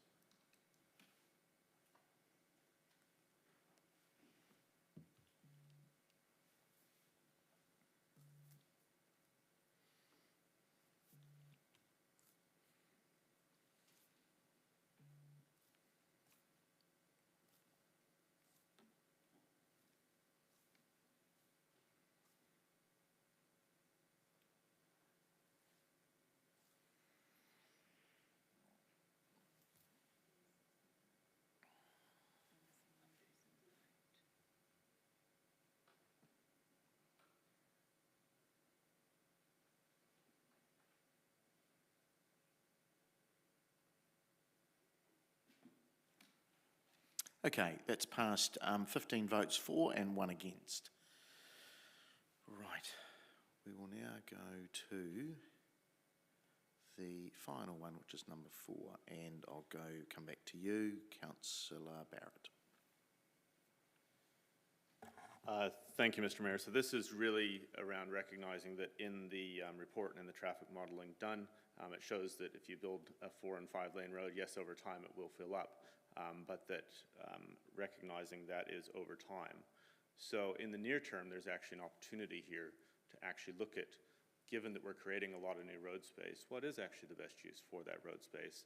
And given that we do have the ability to run trials around cycle lanes, we've shown some of those examples of recent times to help optimize things. I think there's a really good opportunity here for us to look at what could be done that would actually eventually lead to something that could be consistent with the street design manual and ensuring that actually we do offer people safe ways to move in this space in the way that they choose rather than forcing people to only use a single mode of transport. So would ask you to support this on the basis that it is a trial to see what is possible in the short term while all that extra space has been created and before the extra traffic demand actually shows up.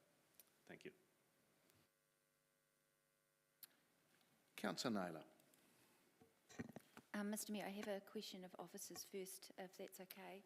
I'm just wondering if this recommendation is in conflict with recommendation 1 that we've already approved today, which endorses the modified design.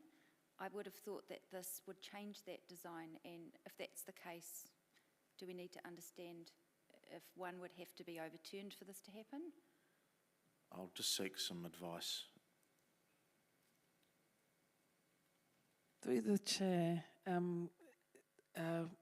widening the road and then narrowing it with a temporary cycle lane would put the constraint back in that the objectives of the project are seeking to remove.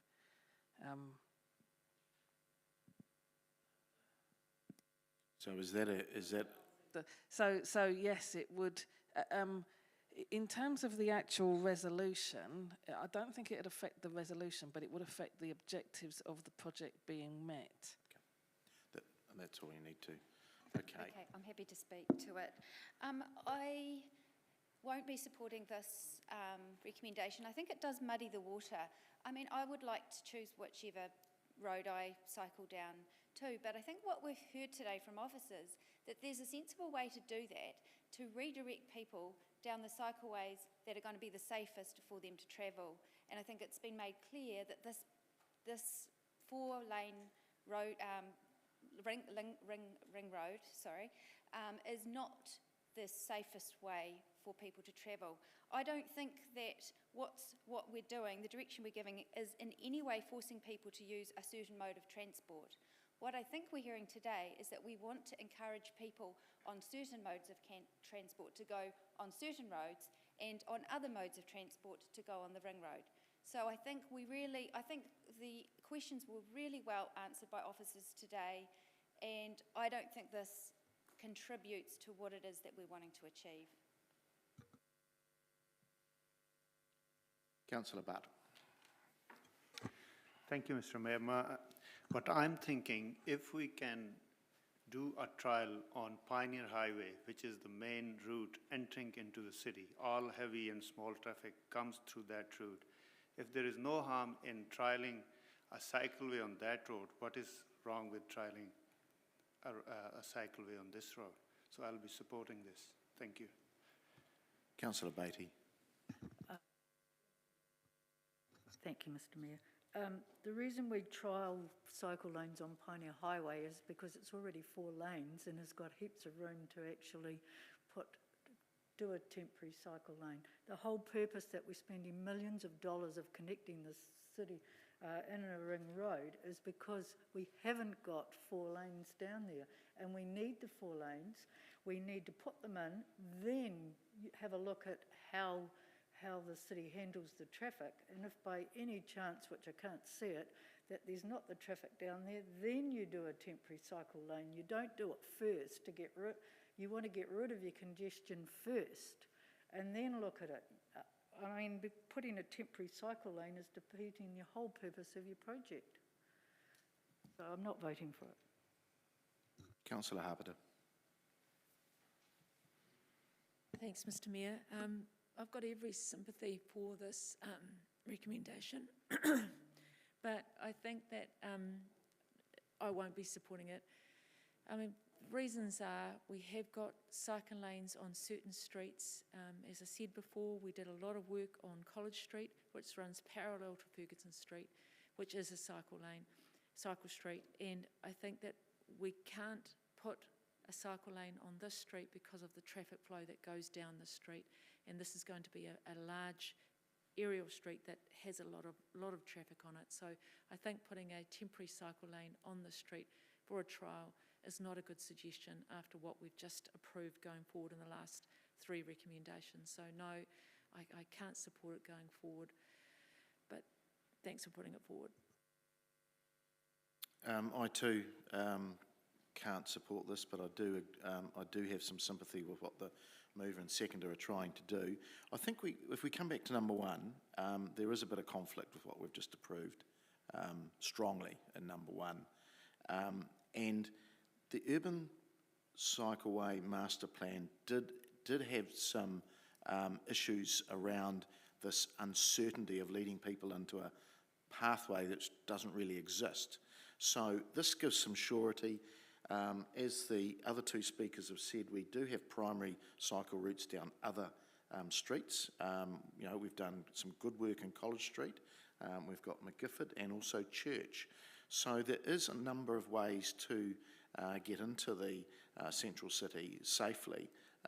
And creating another pathway down Ferguson Street, I think, I just can't see the sense in it. We've got to actually withdraw it. Councillor Hancock, and then back to Councillor Barrett. Thanks, Mr Mayor.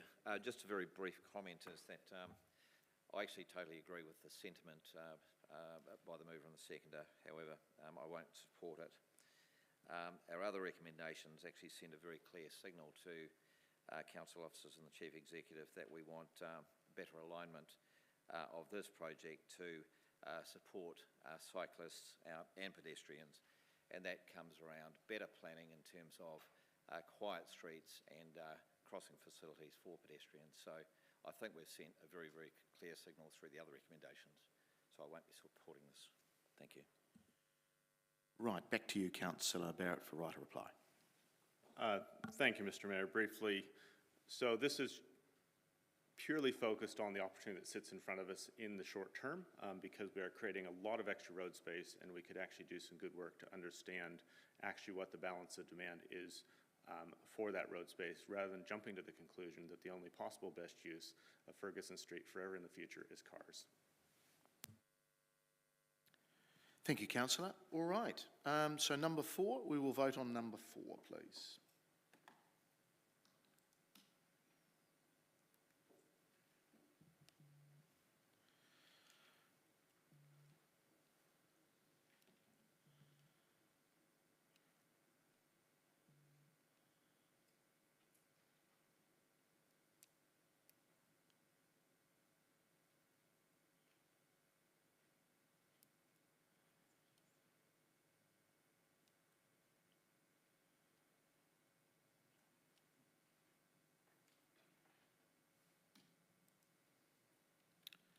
And that has failed, 11 votes against and 5 for. Right, councillors, we will look now to break. It's been we're through one part of our agenda, so well done. So we'll adjourn. Mr Mayor, can I just clarify, was there 2 more recommendations that the officers were suggesting in the presentation for us to consider? Was that what you were wanting, or was that incorporated in option 1? I don't believe there is 2 more. We certainly haven't got them from a governance perspective. No, I'm getting nods of heads. Yeah. Okay. Look, councillors and officers, we'll break There's just a couple of things that are coming in left, right and centre, so we'll break for half an hour till 11:30 and back in here. Thank you.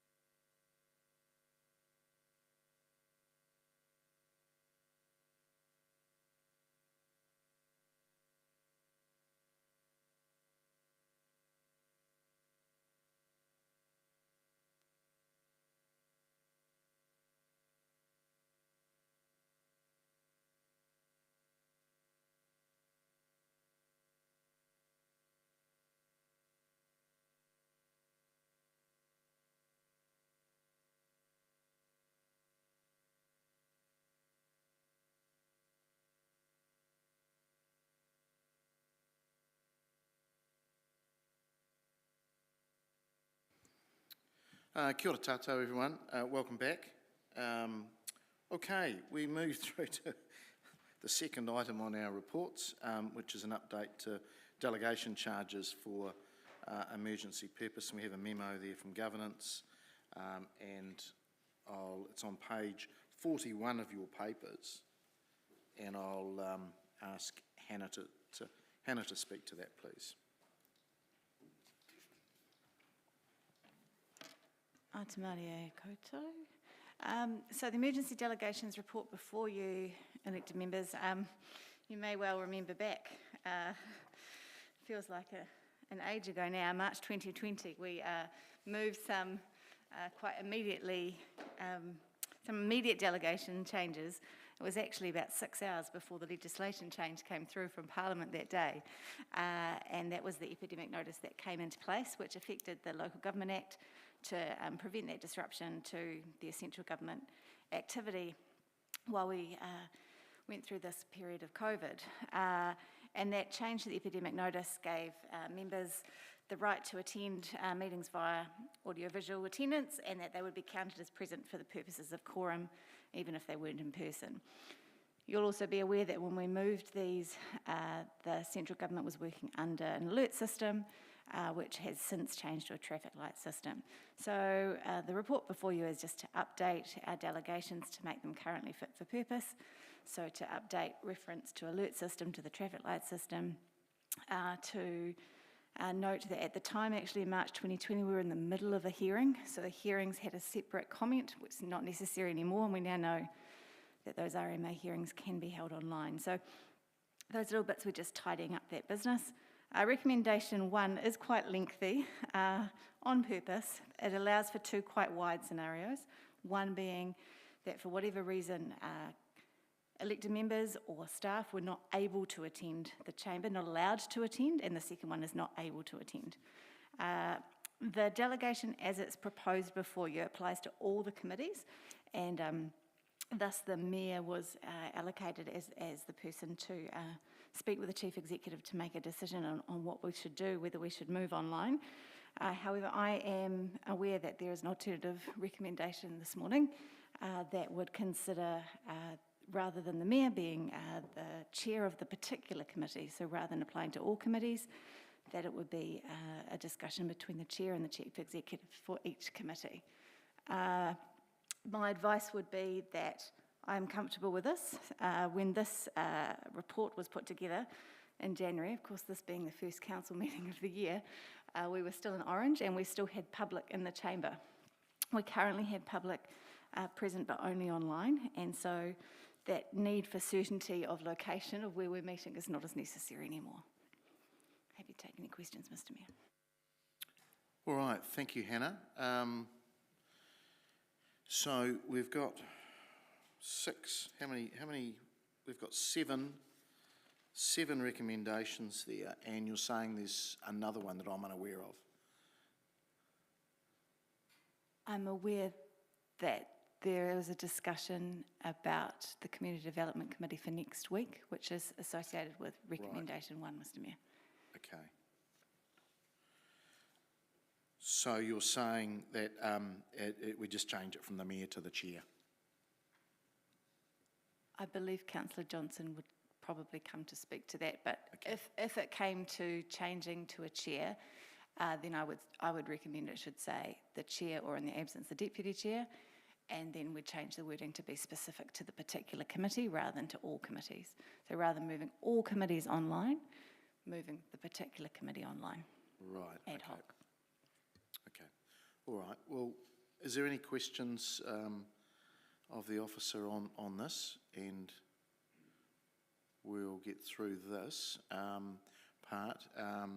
But I probably need to, we can probably address the additional recommendation, because I haven't seen it, separately. Is that your advice? Because it's specific to one committee. My advice would be that someone would need to move and second either the recommendations on the papers or alternative recommendations.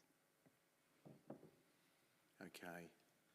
Well, to be fair to Councillor Johnson, we probably should hear what she wants to put up. So, oh, sorry, we can't see you, Councillor, so I see you've got your hand up. So, Councillor Johnson. Thanks, Mr. Mayor. I did have a question for Hannah on another matter, but just to clarify this since it's come up. My suggestion was going to be that rather than have the Mayor and the Chief Executive to determine that all meetings will thenceforth be online, that it be the Mayor and the Chair of the relevant committee to determine whether or not a particular meeting would move online. And my thinking behind that is that for those of us at the moment who are attending online and who need to be able to chair a meeting, it will be much more practical for those meetings if everyone could be online, because it will be quite tricky to chair a meeting where some people are in the chamber and some people are online. So that was my thinking around that. And I had, I think Councillor Bowen was going to second that, but she may have already left, in which case I think Councillor Barrett will second it. So I don't know whether you consider it to be an amendment or an alternative recommendation, but anyway, there we are. So my question anyway to Hannah is around why in point 5 we would not be recording the attendance statistics of members if meetings were online, given that it's quite possible to record the attendance and there's no particular barrier to attending a meeting online since we've all been issued with technology. Through you, Mr. Mayor. Thank you for your question, Councillor. The intention there was not around the barrier of technology. The intention there was around the pandemic itself. So not wanting to put pressure on members to expect them to attend meetings online, even when they're sick. So to make sure that we are looking after the well-being of elected members, that they can choose not to come to the meeting, even online. Okay, thank you. Thank you for that explanation. Deputy Mayor. Thank you, Mr. Mayor. I've got 2 questions for Hannah. The first one around recommendation 1, Hannah, currently has got the Chief Executive, and I heard Councillor Johnson suggest that it would be amended to be the chair of the appropriate committee and the Mayor. I just wondered, under the COVID-19 notice, is there a requirement to have the Chief Executive involved in that decision? Any requirement to have the Chief Executive involved in the decision is not a matter of the pandemic notice, it's a matter of the Chief Executive's responsibility for the staff wellbeing. So is the reason, I guess, that the recommendation... We can't hear you, Alicia. Sorry, is that better? Yeah. Is the reason that the recommendation explicitly states the Chief Executive to ensure that your team is involved in the decision making, considering your team provides the support for the meetings? Yes, and not only the Democracy and Governance team, but also the executive leadership team who participate in the meetings, yes. Thank you. So my next question was, with the alternative proposal to have decisions made by individual chairs around their meeting being online or in person, I think that's a great idea. I'm wondering around the logistics of organising it. Is it a...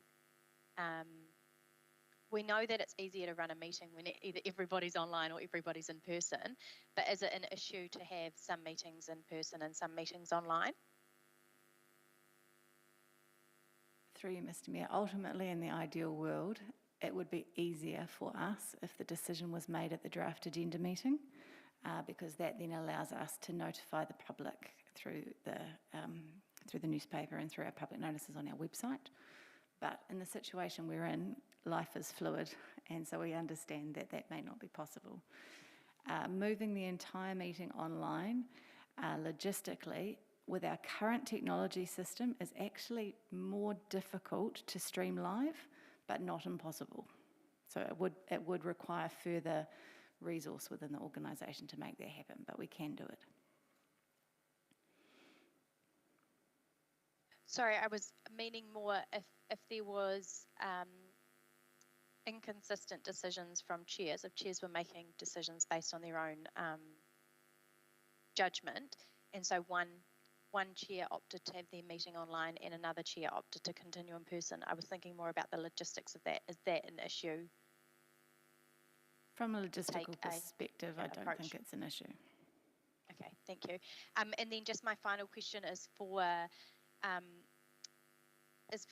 I guess Councillor Johnson, because she's proposed an alternative, if that's okay, Mr. Mayor. Yes. Thank you. I just wanted to confirm, Councillor Johnson, that your amendment to recommendation 1 was for the Mayor and Chair, not Chief Executive and Chair? Is that what, did I hear you correctly with that? No, I think it's for the Chief Executive and the Chair of each committee. That's what I thought the intention was, but I may have misheard you. Yeah. Okay, thank you.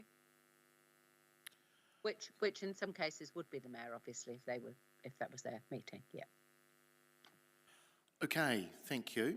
All that makes logical sense. Are there any more questions of Hannah? She's come and gone a couple of times there. No? Great, thanks, Hannah. All right, so we have recommendations 1 to 7. I'm hearing that Councillor Johnson wants to amend, and that's what I think we should do, is amend number 1 to keep it nice and tidy. So instead of Mayor, it'll be Chair. And is there a second? That's what you would like to do, Councillor? Yes, that's right. So change Mayor to Chair, or in their absence, Deputy Chair, and then strike out Chair of the Finance and Audit Committee. And then instead of where it says then all council and standing committee meetings, to change to then that particular committee, council or committee meeting will move online. Okay, just give us a couple of minutes to get that up. Do you want me to just speak to that while that's going up? Yeah, well, just before you do, is there a seconder to it? There is. I think Councillor Barrett had indicated. Councillor Barrett. Yeah. All right, go ahead, Councillor. I just think it will make us more nimble in an environment where none of us knows from one day to the next when we might be confined to home. And also, it will enable those of us who have chosen to be online as much as possible to continue our duties of chairing. Otherwise, I think it would be making quite a lot of work, either for the staff who support the meetings or deputies who will be under pressure perhaps to attend when they were not comfortable to attend either. So I just thought it would give us a bit more flexibility.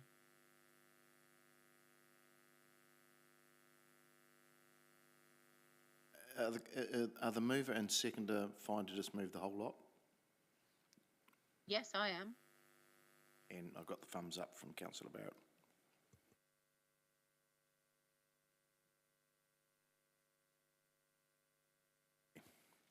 Okay, so we'll just double check we've got everything correct there. Chair, or in their absence, Deputy Chair. We've still got the capacity limit of holding the meeting in person. Should that still be there? Okay. I think that's okay. Yeah. Because yeah, if it's going to be, I'm going to, for instance, next week. I mean, I've thought about this in relation to my personal circumstances, but it could apply to any one of us. Next week, I'm going to struggle to have capacity to chair a meeting where some of you are in the chamber and some of you are online. Yeah, look, I don't disagree with your rationale. It's very, I mean, I'll tell you now, it's difficult doing this. And there's only 4 of you online. But if you had 8 or 9, it does become difficult. Not only for the chair, but also for the staff as well. Okay. So, Councillor, before I come back to you for right or reply, I'll just go around the room. Are there Any other comments? Councillor Naylor. Thank you. I'm happy to support all of those recommendations except for recommendation 5.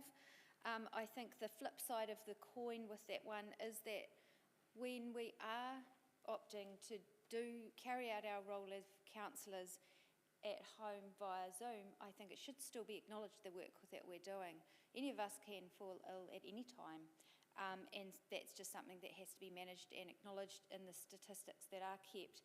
But I don't necessarily see that COVID and working from home or attending a meeting via Zoom needs to change the accountability that we have to our community for the work that we do. So I would prefer that we keep that as it currently stands, that those statistics are recorded. But very happy with the rest of the recommendations and think that the amendment, the change that Councillor Johnson has proposed is a sensible one. There are no further comments. I'll come back to you, Councillor, if you require the right to reply.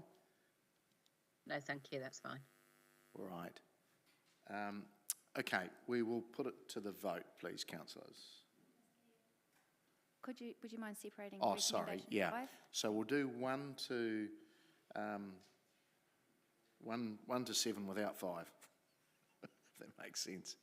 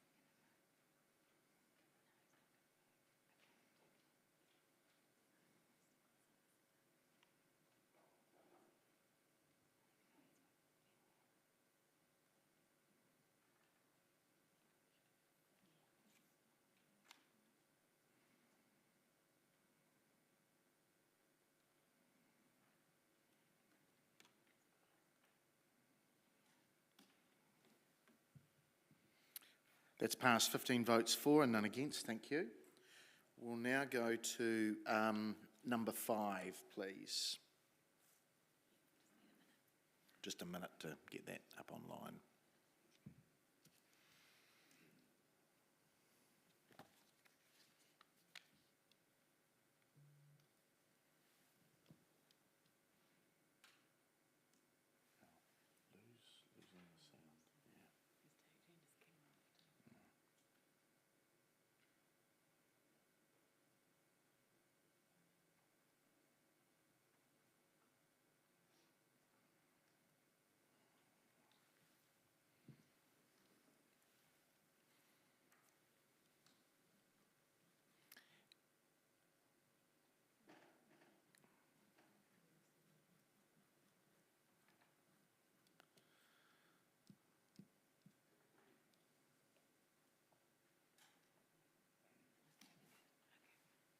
Right, we've got number 5 now, which is to be voted for, please.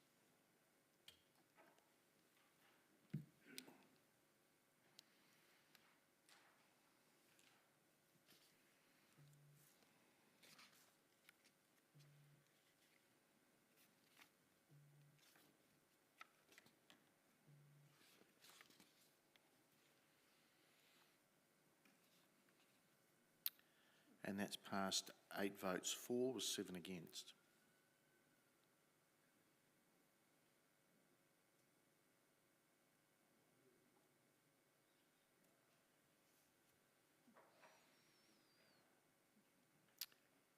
All right.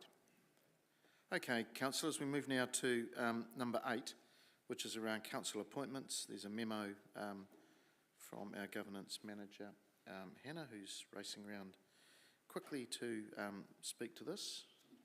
There has been some updates there, Hannah. Thank you, Mr Mayor. Happy to speak to those updates. You'll see the recommendations before you, councillors. Recommendation 1, Councillor Meehan has removed himself from that. So the recommendation therefore is that Councillor Finlay be appointed. And for number 3, there had been an update before today, and Councillor Naylor is happy for the Mayor to be put forward for the Te Motuapotua Design Working Party. So councillors, I'm obviously in this, so I'm not moving it. So I'll look to somebody to move it. Thank you, Councillor Beattie. Thank you, Councillor Michelard. It's relatively straightforward, but are there any comments from anybody? Councillor Michelard. Councillor Hapata. Just with number 1, are we choosing between? No, no. So number 1, Councillor Meehan withdrew. So we're now really approving Councillor Finlay for the Seniors Reference Group, Councillor Dingwell for the Pacifica Reference Group, and the Mayor for the Te Motuapotua Group. Councillor Johnson. Just a quick question. Will the appointees be reporting back to council at any point, or to councillors? What's the Yes, yeah. yes, I What's would the imagine. feedback loop, I guess, would is what I'm imagine that yes, that's very much a close-out loop. Certainly, all councillors do that are on groups. And I know in the past we've either done that via the portfolio system or separately. Certainly with the Te Motuapotua group, that's quite big, that project, and there would be something that would come back to you all on a relatively regular basis too. Okay, all right, no further comments. I'll ask you to vote, please.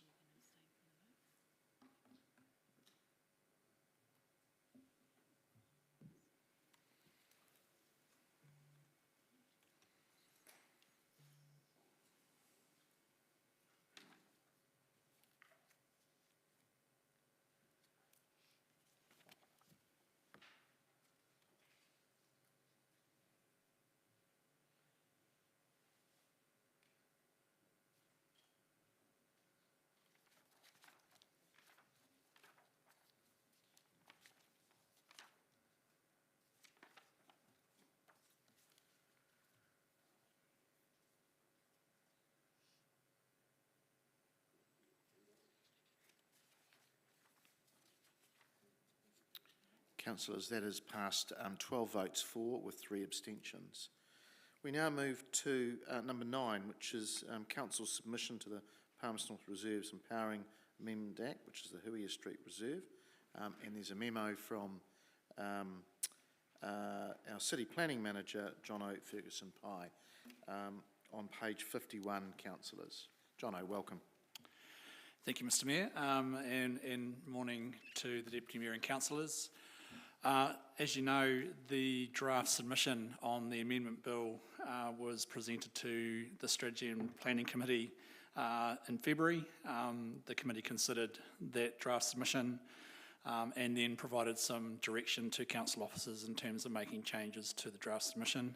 I guess the description around those changes really related to a minor amendment to how we describe the preferred option in the Statement of Proposal consultation document. There was just a request to make sure that the description of the preferred option aligned with previous documentation that we'd gone out to the community with consultation on previously. I think there was also a change around, or an addition around, fleshing out the issues raised by submitters through the Statement of Proposal consultation process. So there was a request just to flesh that out. What were the issues, what were the reasons sitting behind those issues that were raised by submitters? So that was placed in there as well. And then on the last page of the submission, there was a request for a change relating to, there was a summary of reasons why the council settled on the preferred option. and there was a request just to recognise that one of the reasons was that there was nearby open green space. So those amendments were made for this, to the submission. They were reviewed and then approved under delegation by the Mayor. That submission has now been forwarded to the Select Committee, and so now you've been provided, that change submission has been provided to the Council for your consideration. Thank you, Jono. I'll open it up for any questions of Jono, and that submission we are presenting tomorrow morning at 9:30. Yeah, so we have our MP speaking at 9:25, and we get our 5-minute window straight afterwards. So for those that want to listen in or hear that, that'll be on the parliamentary service. So there are no questions there. I'm quite happy to move into comments now. Thank you, Jono. I'm quite happy to move it. Thank you, Councillor Dennison. Pretty important this, and I totally understand the level of perhaps anxiety about what we're doing, but I think it's pretty well documented why we are doing this, and I won't go into those reasons, but I mean housing is definitely one of them. The amount of green space around Huia Street is immense, probably the largest of any New Zealand city anyway, around that particular piece of land. But so this submission will go forward. Again, the decision's not up to us, it's up to our colleagues, parliamentary central government colleagues in Wellington. But it has passed through the first reading, I understand, unanimously. Yeah. So I'm quite happy to move that. Have we got we got a second? Sorry, Councillor Dennison. Are there any other comments? There being none, I'll ask you to vote, please.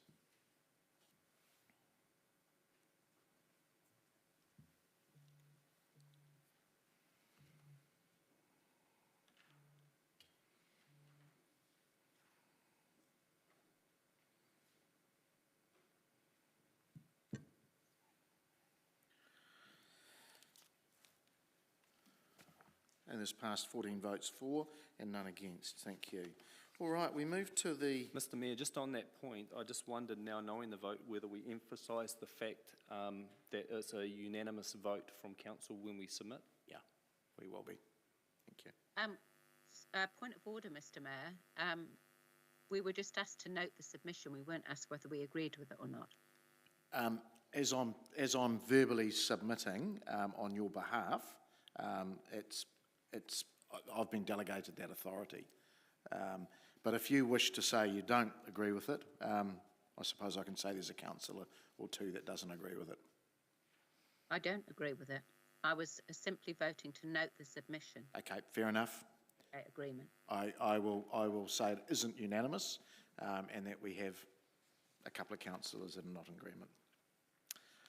Okay, we're moving to number 10, which is our work schedule, and that's on page 59.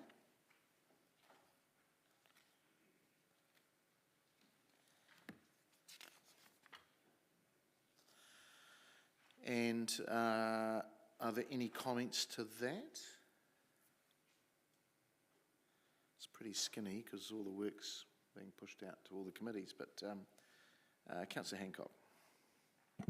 Yeah, thanks, Mr Mayor. Just a query really, just in respect of item 2 there, the Elected Members Code of Conduct that's laid on the table.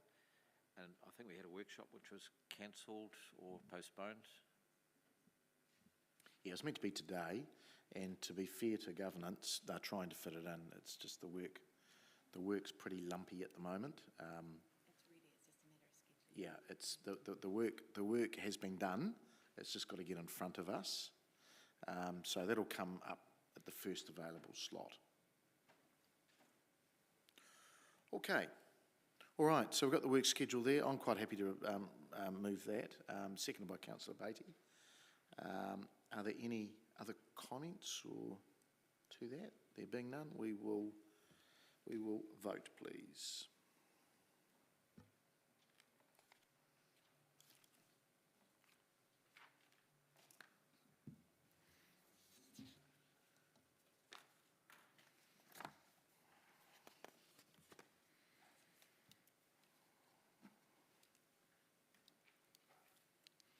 As passed, 15 votes for, none against. Thank you. All right. Moving to number 11, which is around recommendations from committee meetings so far this year, and I'll pass over to the Chair of the Finance and Audit Committee around her recommendations from the 23rd of February meeting. Thank you, Mr Mayor, and I'd like to move the recommendations from the Finance and Audit Committee for the 23rd of February meeting be adopted. Thank you, Councillor Beattie. Seconded by Councillor Naylor. Are there any questions or matters arising from that meeting? There being none, we will look to vote, please.